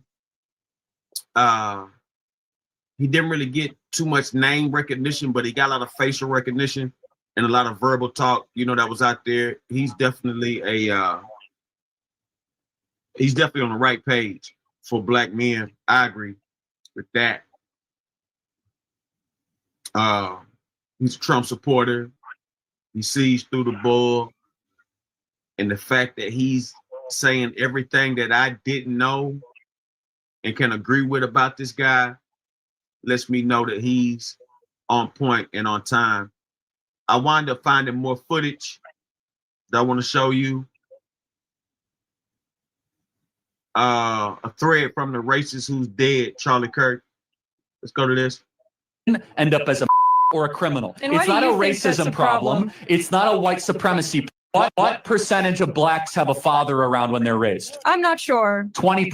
So that's why you 80% of think it blacks do not have a stable father around. It is the most predictable way to end up in prison, end up as a or a criminal. And why It's do not a you think that's racism a problem? It's not a white supremacy problem. It's a fact that black fathers impregnate women and they don't stay around with the women And that they have why- impregnated. Charlie Kirk, do you think that Is- that happens more in the Black community compared to others? It's threefold. Number one, we subsidize single motherhood. Number two, it's culture. It's accepted in the black community, and it so shouldn't it's be. culture. Okay. Don't take my I word see. for it. Read Thomas Sowell's own book on how black culture allows single motherhood to continue into a nanny state type practice. 75% of black youth are raised without a father in the home. 75%. Is that a bigger problem or not a bigger problem than whiteness, white privilege, or white supremacy? How They can should you all blame? be addressed and they're all related. Okay, how is a white person to blame? Wouldn't it be more like smart to be like, hey, that this is not about systemic racism. Like, stop impregnating your women and abandoning them? Yeah, that's more that one-sided trash.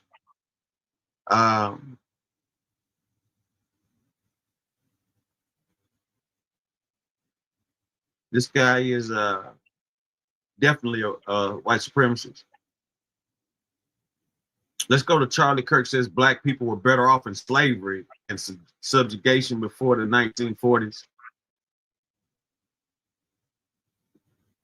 This shows they were actually better in the 1940s. It was bad. It was evil. But what happened? Something changed.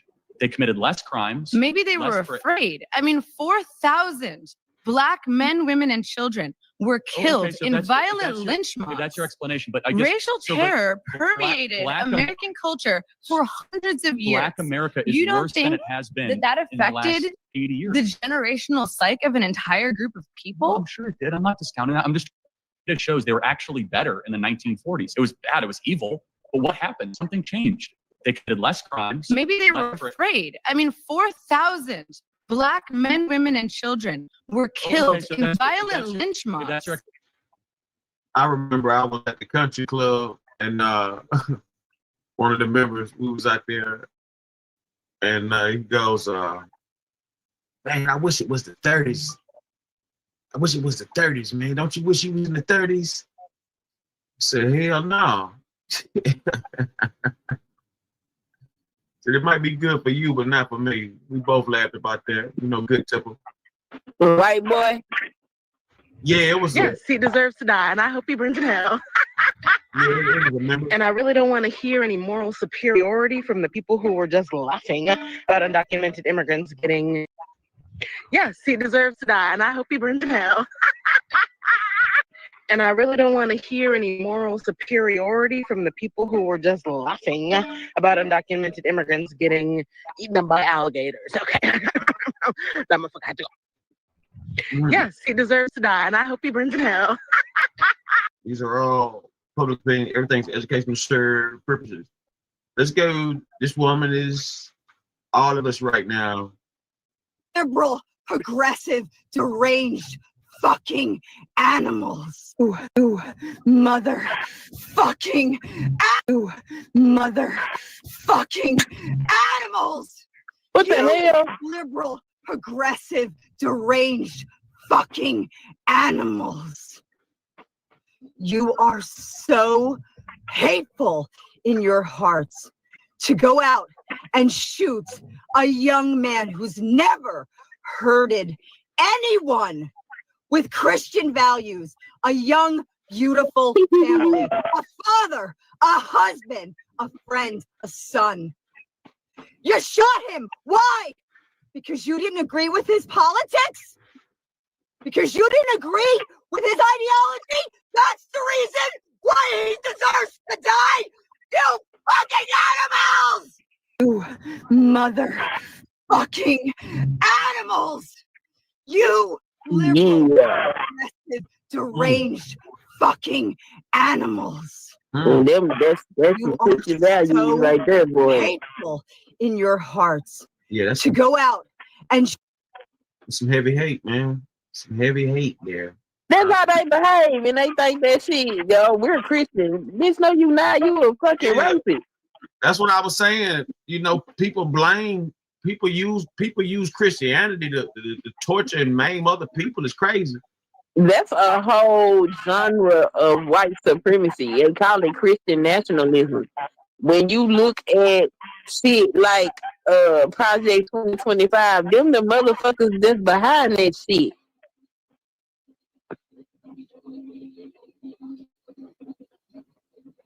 Yeah, it's getting out of hand. Yeah, he had to go. I definitely understand why people feel like that. Yeah, this guy's crazy. Let's it's go. Not just him sitting around. That's a whole fucking genre of motherfuckers. Yeah, and I'm glad you breaking this down to me because I had no idea like the name of these people or nothing like that. And I'm glad you let me know. That's called Christian. You said it's called Christianity. Christian nationalism. It's white supremacy, but they call it Christian nationalism. We're bringing Christian values and all of this shit. A lot of these shit that Trump is doing is a part of their fucking agenda. I be trying to tell people, y'all better wake the fuck up, but no, it's too many people that love Trump. Trump don't mean us no fucking good. Well, let's stick to Charlie Kirk. Let's stick to Charlie Kirk because Trump put the flag and hands down for this man, but it was a white man that killed 3 black people a couple of days ago, and why they ain't lower the flag for them? Good question. Good question. All right. Let's go to some more Charlie Kirk. Saying if Joy Reid and Michelle Obama and Sheila Jackson Lee and Ketanji Brown Jackson were affirmative action picks, we would have been called the racist. But now they're coming out and they're saying it for us. Yeah, I can't stand Joy Reid. They're coming out and they're saying, I'm only here because of affirmative action. Yeah, we know. You do not have the brain processing power to otherwise be taken really seriously. You had to go steal a white person's slot to go be taken somewhat seriously. Play cut 52. Still a white person slot. I rise today as a clear recipient of affirmative action, particularly in higher education. I may have been admitted on affirmative action, both in terms of being a woman and a woman of color, but I can declare that I did not graduate on affirmative action. This is my personal story. I hear because of action affirmative. She can't even say it. We know it's very obvious to us that you were not smart enough to be able to get in on your own. I couldn't make it on my own, so I needed to take opportunities from someone more deserving. You know, this is how arrogant Joy Reid and Ketanji Brown Jackson and Michelle Obama and Sheila Jackson Lee are. They're so narcissistic, they think this is persuasive. They think we're like, oh, of course. That's why we need affirmative action, because you have impressed us with your brilliance. Of course. Oh no, imagine the world without Joy Reid. Imagine the world without Sheila Jackson Lee or Michelle Obama or Ketanji Brown Jackson. They think this is persuasive. They think as they kind of now reveal that I'm only here because of anti-white, anti-Asian forced discrimination policies. That turned me into a bitter, resentful activist that hates white people, honestly, through our politics. Now, he dropped out of college. And this is how he speaks about well-accomplished black women. Exactly. I think he's jealous of black women to a degree. It's something going on because a lot of his comments had something to do with it. Don't get it twisted. I did agree that when you look at the job base and everything like that, you do see black women getting hired more because they're it's a lot that goes with it. I don't think it's just because they black women. I believe it's because they're educated. They got maybe like lesser bad things on their record. I think they might have, It's because they're educated. Yeah, that's what I was saying. Like, and they're qualified. They're more polished.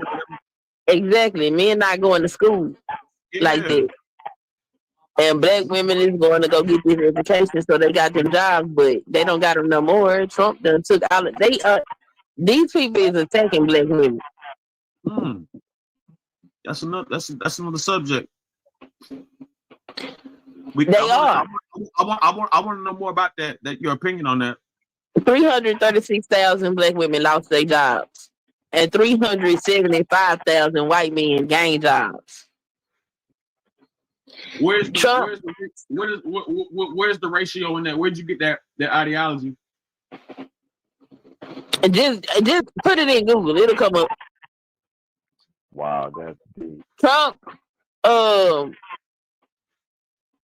Trump tried to fire the black female governor of the Fed. Yep. I remember he laid off a bunch of government workers. No, Trump don't have power to fuck with the Fed.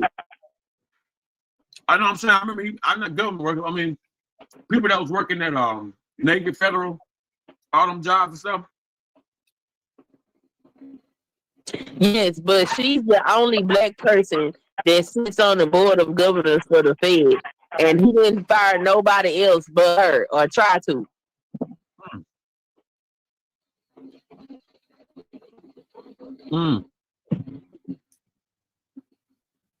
Let's go to some more Charlie Kirk. And don't run with it, bro. It's just mental health shit. Now you gave motherfuckers the ultimate reason to pop off because you took out the ultimate right there, but you literally have idiots, demented fucking demon ass bitches out here supporting the shit, dog. So y'all die on that sword, bro. Y'all keep barking that shit. Y'all keep talking that shit. Y'all are giving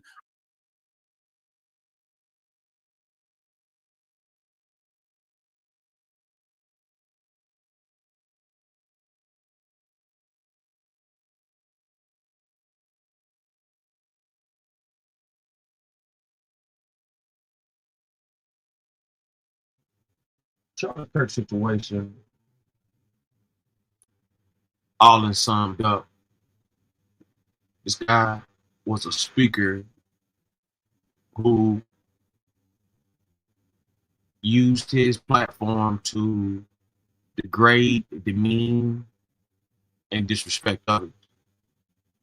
Salute to the chat. Stop to everybody tuning in. Hit that like button, subscribe button, add button, follow button.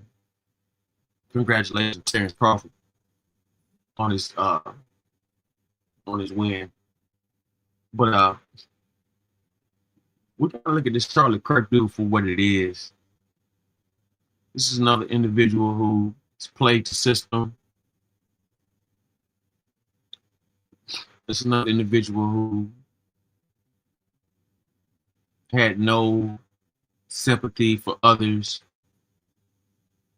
He made racial statements towards blacks, trans, Latinos, Asians. He was really jealous of Asians. I mean, he was really jealous of Asians.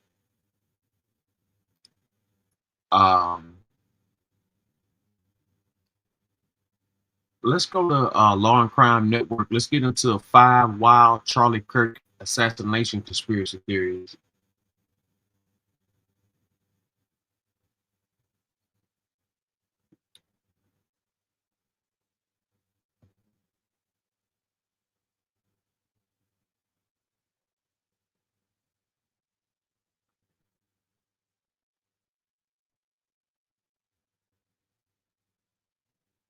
And there is one person responsible for what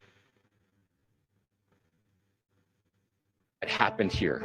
And that person is now in custody and will be charged soon and will be held accountable. After an over 30-hour manhunt, authorities say they've got the man who shot and killed political activist Charlie Kirk on the campus of Utah Valley University.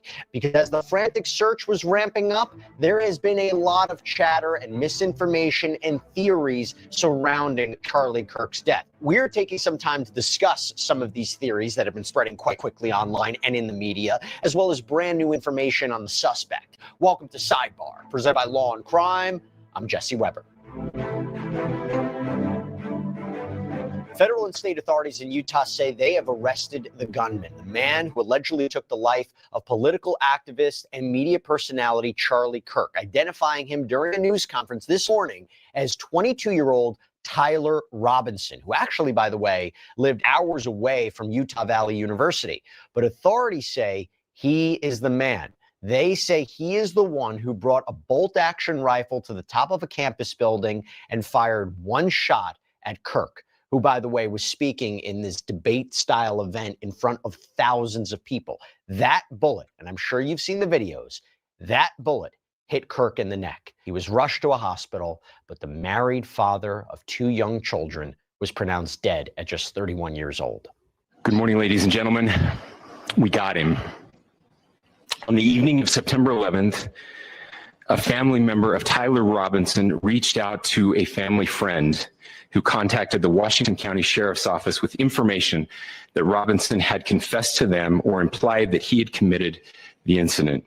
Robinson, he was taken into custody around 10 p.m. He was booked into jail. According to FBI Director Kash Patel, after surveillance images and video of this suspect was released to the public, they received thousands of leads. While he said that they're going to follow up on all those leads, even though there's an arrest, there are still so many theories about what happened here. And you wonder, is it really going to quiet that conversation? We're talking misunderstandings. We're talking misinformation. We're talking up conspiracy theories, general theories. That is what we want to get into right now, because even with someone in custody, a lot of these theories, I wonder, will they continue to circulate? You know that there's going to be people who say, oh, this is just the fall guy. There's something bigger here. Maybe there's other people involved.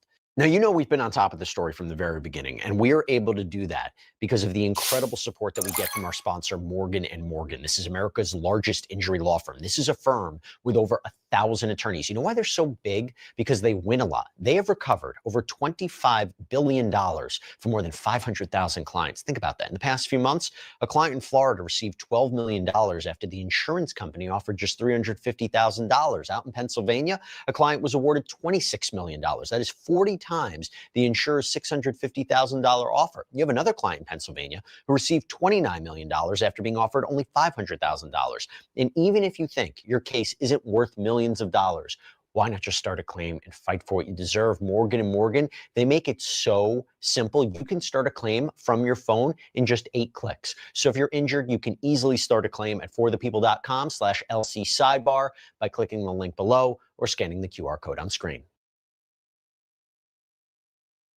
So I want to start with the shooting itself. This is a big one. You probably saw this too.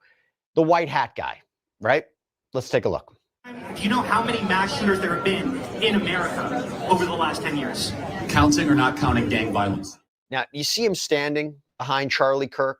So it appears that he touches his hat, then his ear, and then it's followed by a guy right next to him in black who puts his arm out and touches it. Now, that appears to be one of Charlie Kirk's security members. And then right there, right then, that is when Charlie Kirk is shot. So the theory is, were they signaling the shooter? That is a conversation that has been happening online. I mean, look, it is strange and it is weird that out of all topics and out of all times for Kirk to be shot, he's talking about gun violence, talking about transgender people being shooters, and the last word he says before he's shot, the word is violence. It's creepy. It's chilling. It's strange. Now, I will say it appears when you look at another video, another angle, those two individuals, when the shot is fired, they look legitimately shocked. I think there's an argument there. They seem to be surprised by the gunfire. And the argument is, right, they're actually in the line of fire too.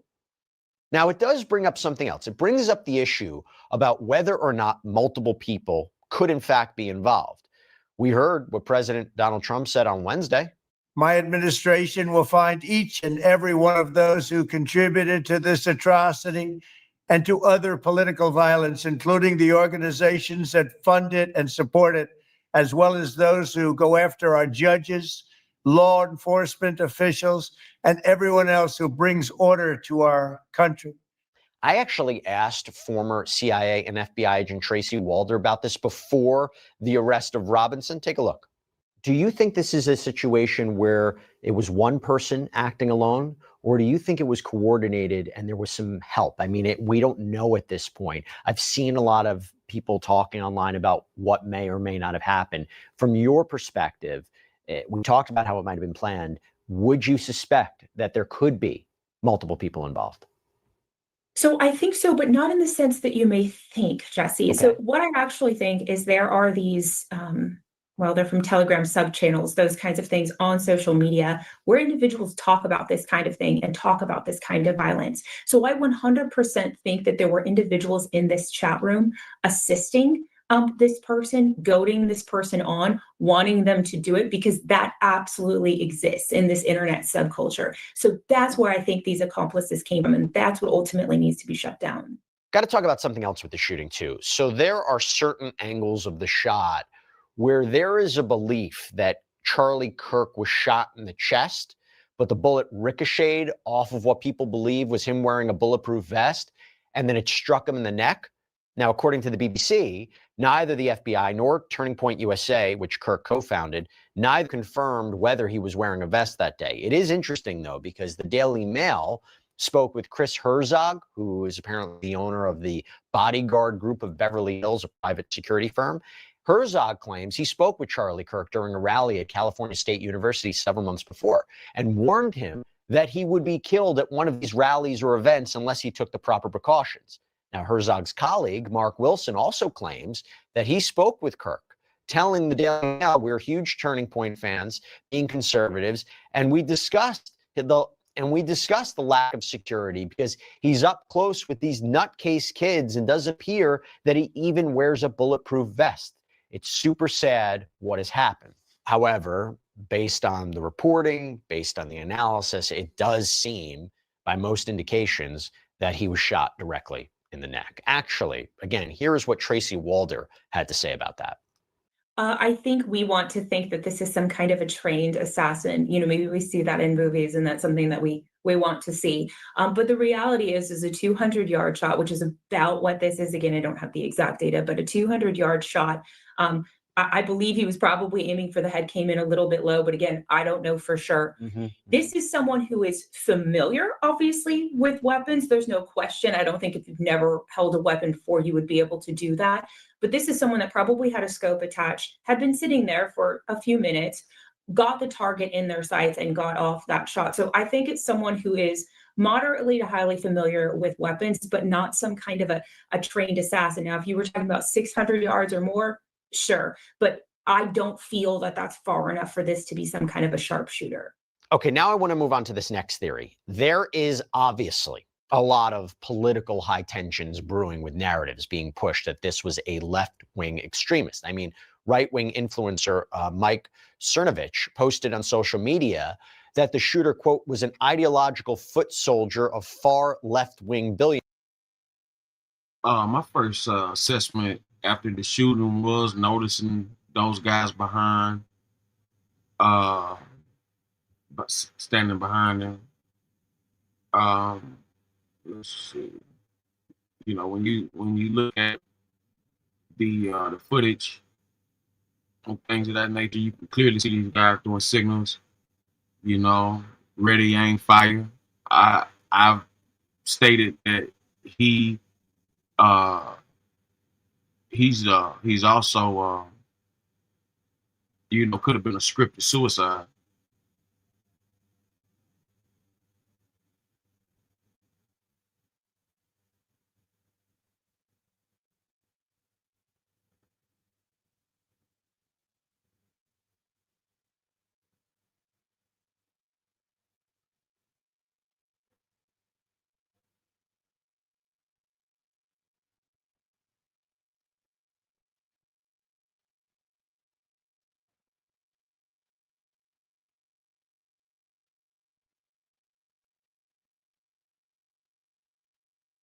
Let's go down. Let's see.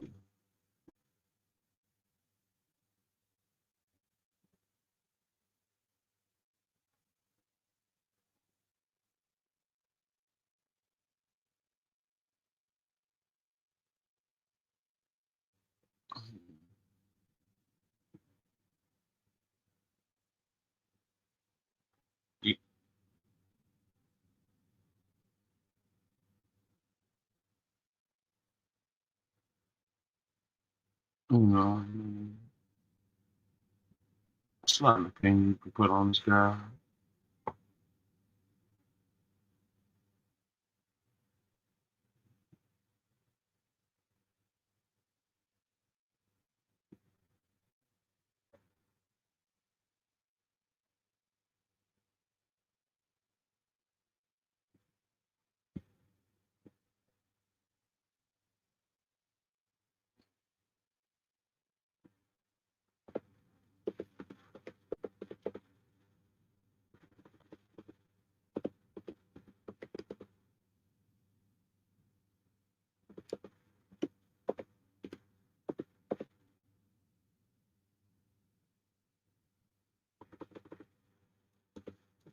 It's a lot of bullshit going on.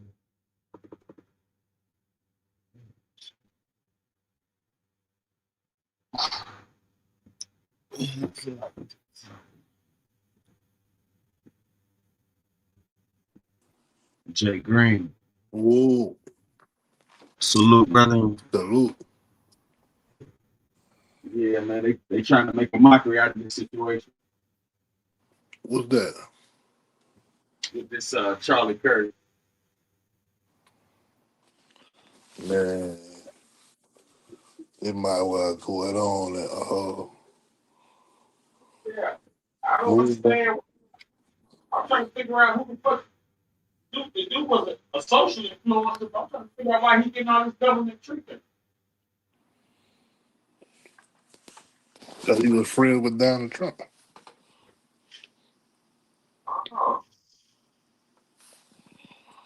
You know, man, like I said, I voted for Trump, but I can vote for this dude, man.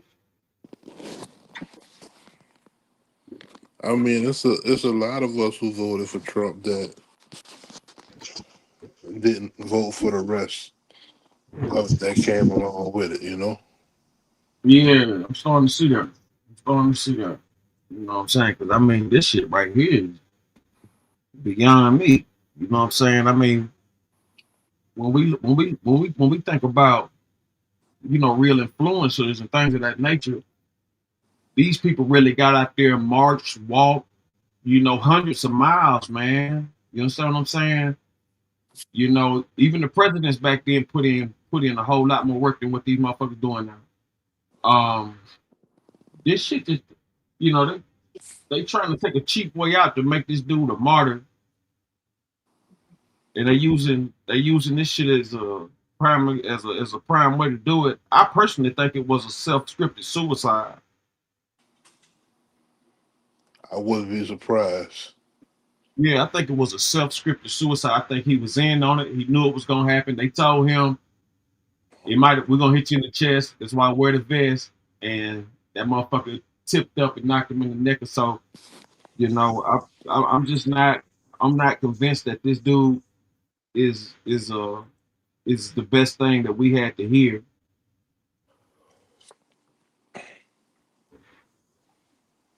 Real talk. I don't think he was supposed to die. Right. But you're not Honestly. surprised. I ain't surprised. Right. Right. I go, yeah, I'm like that. You know what I'm saying? Like, I'm not necessarily, you know, I'm not necessarily going with the fact that it happened, but at the same time, it's a lot of racist hate and it had to get dealt with.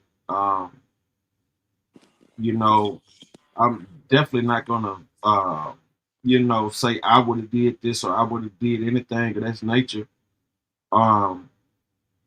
Because of someone speaking their racial opinion to children and things of that nature. But I definitely understand someone taking the action to do something about it, because that poisoning the minds of the youngsters is beyond. It's like clearly you can see how easily influenced these people are right now just on social media alone. Yeah. By all this fake tears, fake love, all this old shit, man. They don't even know this motherfucker. And then if they did know about the bitch, they'll know this motherfucker's a racist. I mean, this shit is clear. I mean, it don't take all year long when all the shit is in documentation, recorded and everything.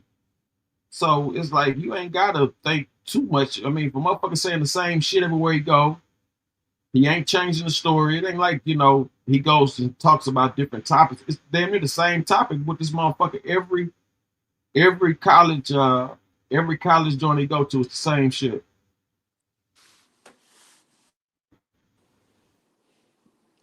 Because college students are still in an influenceable state. Like most of the time you'll find kids who are racist early, but a lot of them don't become racist until after college. Something happens on them jobs where they'll say, hey, you know, we were supposed to give that to Derek, but we had to give it to you, buddy, because you're a good white Christian.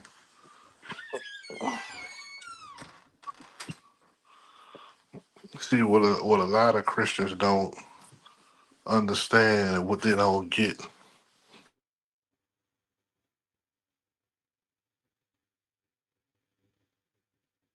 Good white Christians. Right. When I try to tell people about Christianity, like everything about Christianity is against black people. But the black people gonna say, oh no, God work in mysterious ways, or God do this or God do that. But God said, the Bible says either you gonna honor me as your God or you going to hell.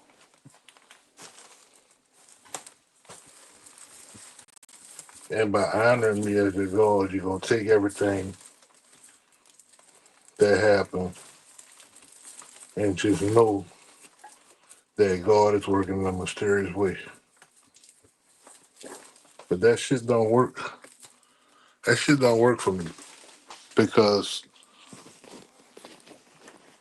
you telling me that the whole while I'm here,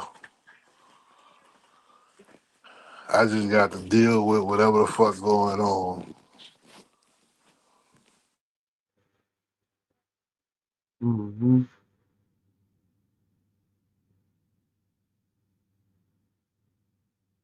Yeah, things. Yeah. People change through different situations, you know. Yeah. That's just how it go. People definitely change through different situations, man. Um,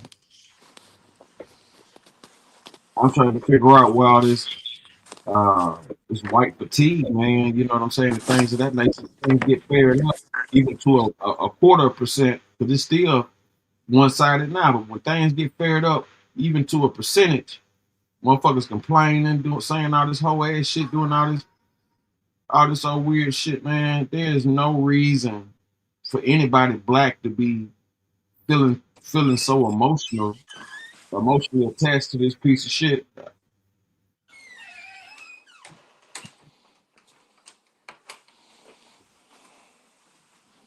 I'm seeing motherfuckers crying, doing all this old bullshit, man. I'm talking about like going out there. I'm like, what the fuck is going on? Well, it's rage bait. Rage bait.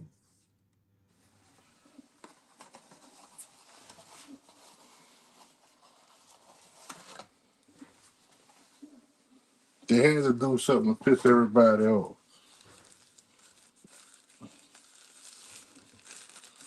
Something to piss the vast majority off.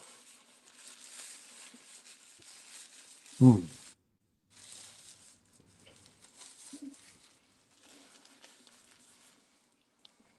Mm-hmm. Yeah, they had to do it.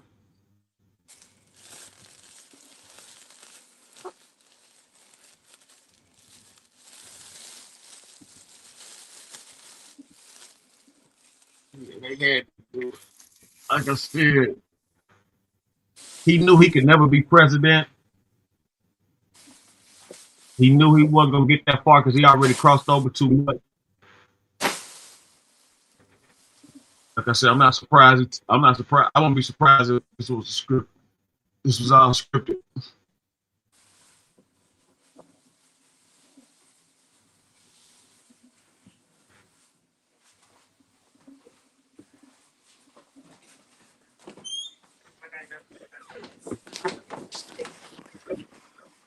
Mm-hmm. I think everything is scripted. Mm.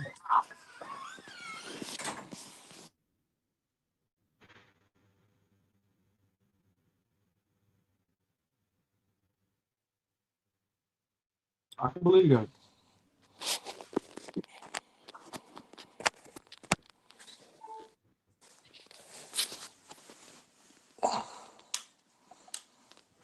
I'm talking about all the way to Trump getting back in. Even though, like you said, I voted for him, Mm-hmm. but I don't think if I didn't,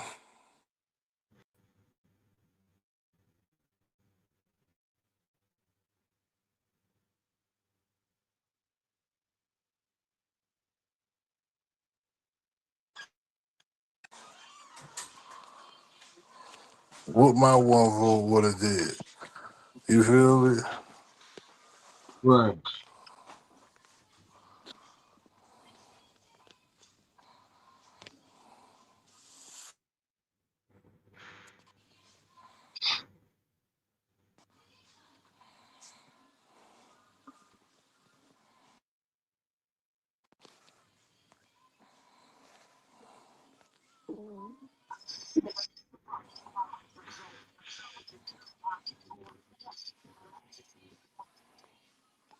Yeah, man, it get real cryptic, man. You know, man, I really feel like for them to be pushing this type of, you know, brainwashing, you know, hate shit. I definitely think this was a plot and ploy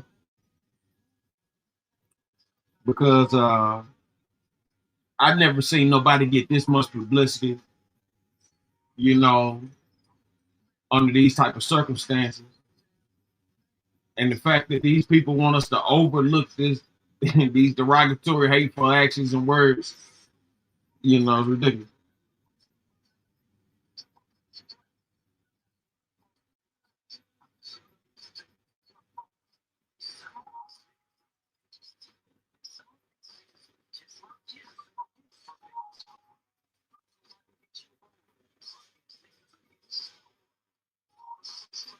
You did.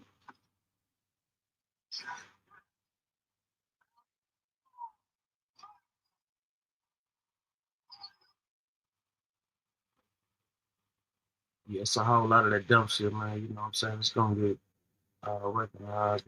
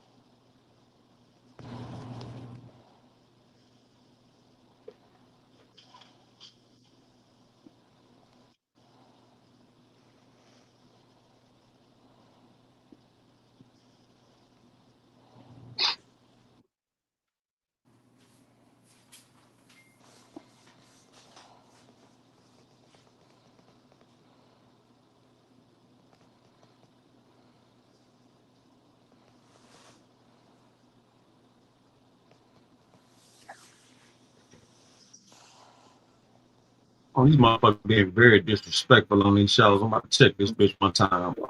JT, hold on 1 second, please. Wow. Yeah. Yeah.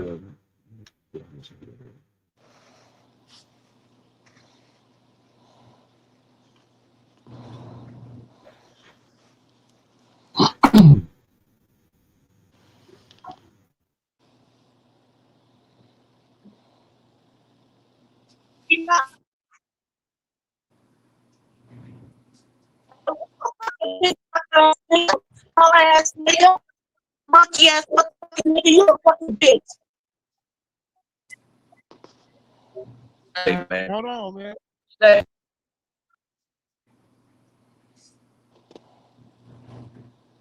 Yeah, I don't give a fuck about none of that shit, bro. I'm not finna argue with you. Show me this shit. I'm with the show me shit. I'm not finna argue with you, bro. We not finna do that. And I keep saying that shit. I don't do that shit on here, bro. Y'all do that shit over there, bro. I don't do this motherfucking bullshit, my nigga. I don't, bro. I'm really with the shit, bro. For real, I am, bro. Yeah, for real. I'm not one of these bitch ass niggas around here, bro. Go play with the other niggas, bro. Man, hey, man, let it be weak then, nigga. And just like you were looking weak with that bitch ass mask on your face, nigga. All you gotta do is answer the question. Them niggas talking about you, nigga. Your bitch ass on. All you niggas do is talk and bump. Please, when y'all come to Houston, I put it on my mama's soul, nigga, and I go live. And I'm gonna show you this blood shit, nigga. You fucking with the right nigga. You bitch ass niggas don't do nothing but talk. I swear to God, and I put that on my soul. And that for every one of you niggas that I see.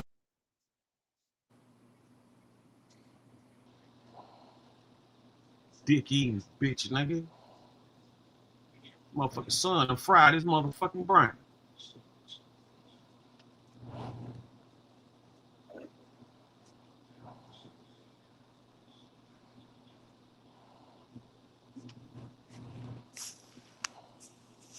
All right, here we go. Back to Charlie Kirk.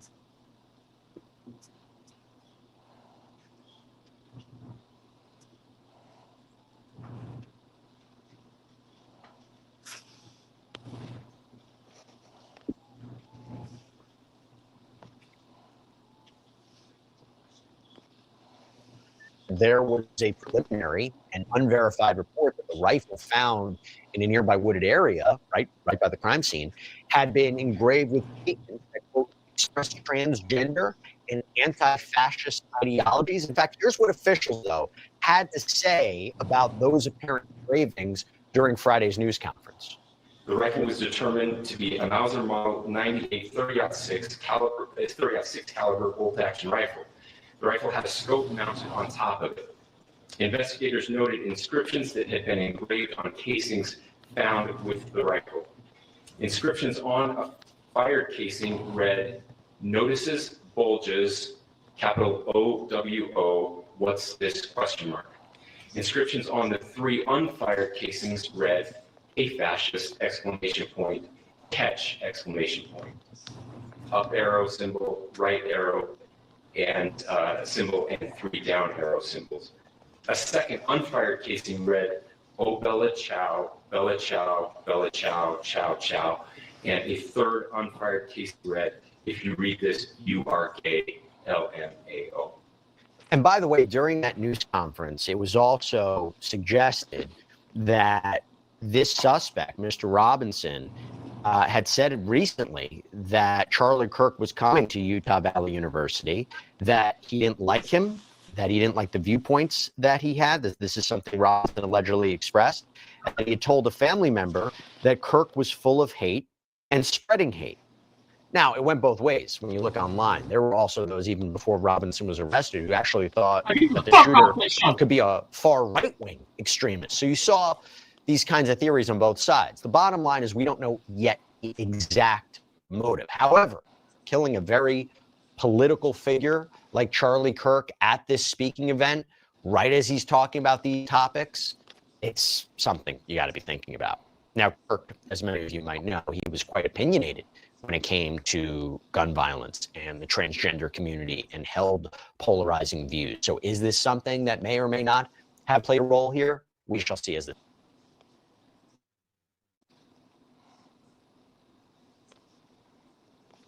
develops. And now I have to talk about another theory, okay? Another theory that has been circulating is that a foreign nation may have been involved in Kirk's death. Again, this had been circulating before Robinson's arrest, but you do have to wonder whether or not people will believe that that is still true, despite the arrest.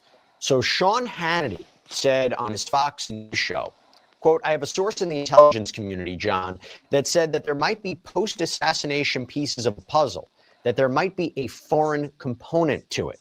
And his guest, investigative journalist John Solomon, responded, "Yes, there is a group or two of interest in the Salt Lake City area they're looking at just because of certain recent activities overseas and certain intelligence shared by a foreign friendly from the United States. We don't really know what that means and why is this significant. To be clear, I'm not saying this in any way is true, but there seems to be growing chatter of foreign involvement. Particularly, you are seeing this theory that of all countries, Israel was involved. We are seeing this idea really percolating on X. But I will tell you, in my opinion, this doesn't seem to make sense at all.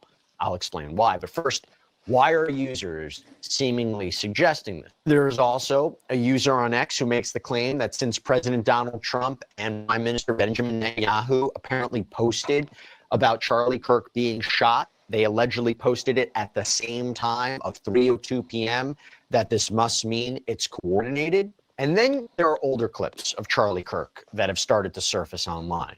Like there is one of Kirk, apparently recently on Megyn Kelly's program, where he says, quote, "I have less ability sometimes online to criticize the Israeli government about backlash than actual Israelis do. And that's really, really weird."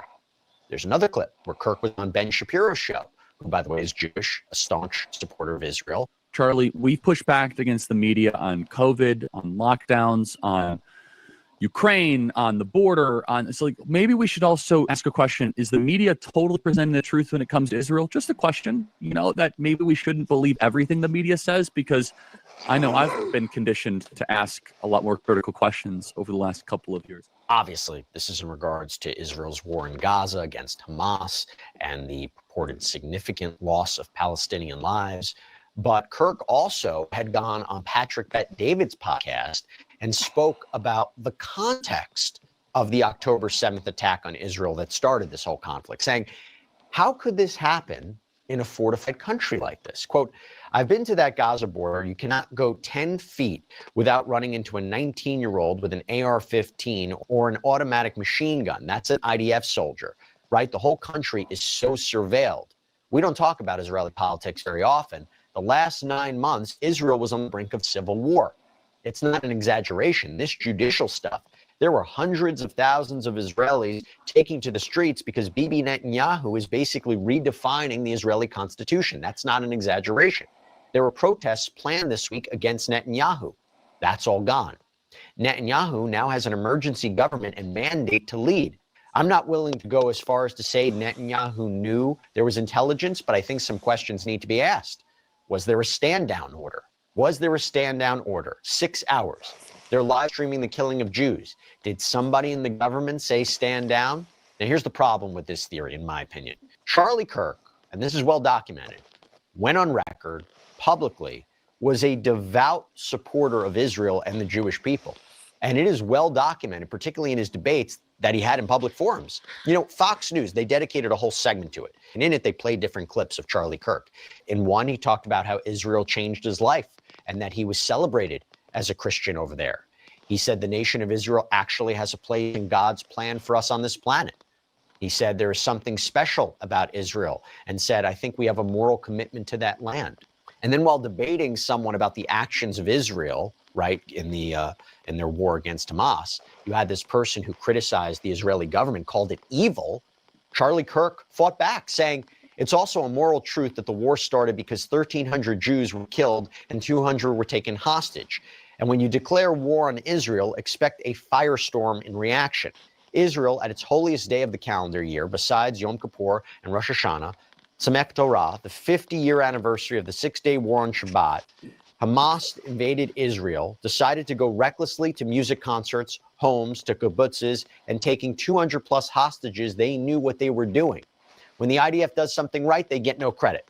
When they do life-saving surgeries of a Gazan child, they get no credit. The only operation and entity to blame is Hamas. So when you hear that, it does become hard to digest the idea that he was killed by Israel if he was such a supporter who was advocating what the government was doing and America's support of Israel and advocating this all over to young people. Now, by the way, Prime Minister of Israel, Benjamin Netanyahu, he was actually asked about this theory on Newsmax by host Greta Van Susteren. She said, before I let you go, I want you to address one thing, and it's just the absurdity of it. Some of the internet rumors that somehow Israel is behind the Charlie Kirk murder. And, you know, I don't believe you for 1 second, but I want you to, you know, make a statement. It's so absurd. He responds, that's insane. That's insane. Israel also changes the orbit of the moon. Israel pushes the sun. I mean, the whole thing is not only insane, I think it's so absurd, so stupid, and so ridiculous. I can't believe that people are saying that. They just found the perpetrator. They'll get to the bottom of this. But you know, they have no limits. When you hate Jews, when you hate the Jewish state, you're willing to say anything and promote all these absurd rumors. Now, Netanyahu separately called Charlie Kirk, quote, an extraordinary friend, once-in-a-generation figure, said, quote, he was a defender of our common Judeo-Christian civilization. He was unbelievably excited to walk in the footsteps of Jesus here. He valued our bond, the bond between America and Israel. Oh, by the way, there's also this one too. This was, by the way, really reported by the New Republic, popped up on X a lot. The theory, the conspiracy theory, that President Trump was behind what happened to Charlie Kirk. Have you heard this one? The idea being that this was a way to distract from the Epstein file saga and the backlash that his administration has received, including the criticism that there was a cover-up, right? We've covered the Epstein case, the Epstein saga a lot here on Sidebar, by the way. But I mean, just look at this post from Morgan J. Freeman, an apparent filmmaker who has over 470,000 followers on X. He said, how do we know Trump didn't order Kirk's assassination as a distraction from Epstein and a tactic to start the civil unrest he needs to declare martial law and delay the 2026 midterms?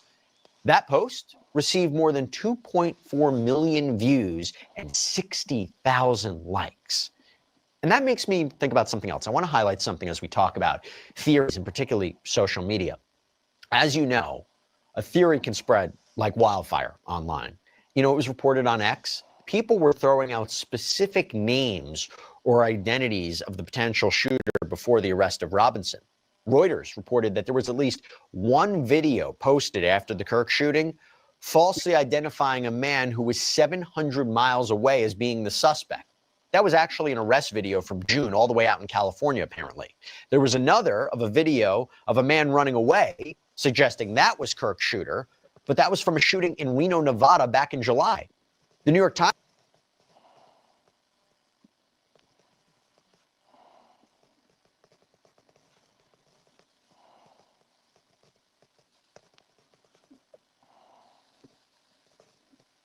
Reported that there were those online who attributed the shooting. Hey, I don't know why I'm seeing that faggot ass shit on my damn timeline. If you over there on some bearded conversation, whole shit, get the fuck off my timeline with that bullshit. For real, for real. I don't even understand why the fuck you even play with somebody who will hold you backstage and let a whole nigga like that talking all this old shit. Man, get the fuck on, man. Stop playing with me. Get that bullshit off my motherfucking channel. To a transgender woman. One I have to highlight in particular, and this was focused upon by the New York Times as well. Do you remember when police initially detained an older man at the event, like immediately? The immediate reaction was this was the shooter, because there were reports that he had actually said that he did the shooting.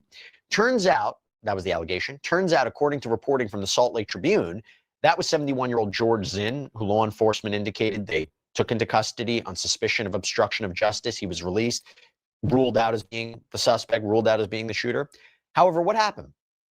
According to the New York Times, users on X, they started falsely identifying him as 77-year-old Canadian man Michael Mallinson, who arguably resembled that man that was detained. He was all the way out in Toronto at the time of the shooting, told the Times that he was really upset because social media started flooding with his old pro-democratic social media posts. He apparently was being called a far-left extremist, pure evil. One post targeting him had over 3 million views, apparently. Now, he actually explained that he gets this call from his daughter telling him that his photos were circulating online, falsely attributing him as the shooter. He said in an interview, "I'm just shocked by it, how quickly it can happen, how one's name and photo can get spread around quite quickly." And the Times reported that the speculation may have started through an account called Fox 11 Reno that is actually not a real broadcast affiliate in Nevada. It's rather a fictitious account. By the way, remember I talked about other countries? Utah Governor Spencer Cox said one of the things that is amplifying misinformation are foreign bots from China and Russia, saying our team, the state team, and I'm sure the federal team as well, we are seeing our adversaries want violence. China, we have bots from Russia, China, all over the world that are trying to instill disinformation and encourage violence. There you have it. Some of the theories that we've seen so far. We will continue our coverage of the Charlie Kirk killing. That's all we have for you right now here on Sidebar, everybody. Thank you so much for joining us. Always, please subscribe on YouTube, Apple Podcasts, Spotify, wherever you should get your podcasts. You can follow me on X or Instagram. I'm Jesse Weber. I'll see you next time.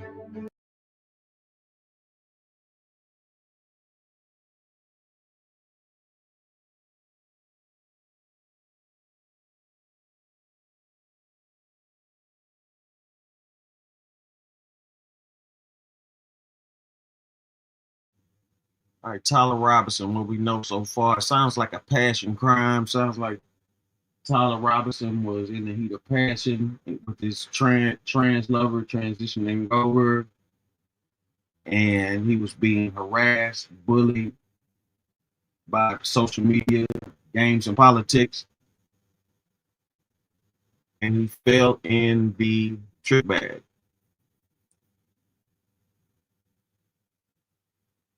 Can't really explain it,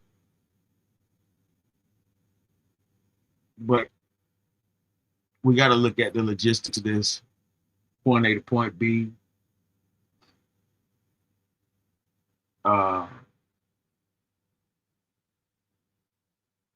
They're forcing you to believe this guy is some, like I said, people of real stature and things like that. Everybody would know you. Martin Luther King passed, everybody knew him. Malcolm X, everybody knew him. JFK, everybody knew him. John Lennon, everybody knew him. Even the George Floyd situation, everybody knew about it. And they're making this guy the white version of the George Floyd deal. It appears. It highly appears. Now, in this instance, we all have witnessed or heard about the situation. But that's all it was, a situation that needed to change. Until next time, take care of yourself and each other.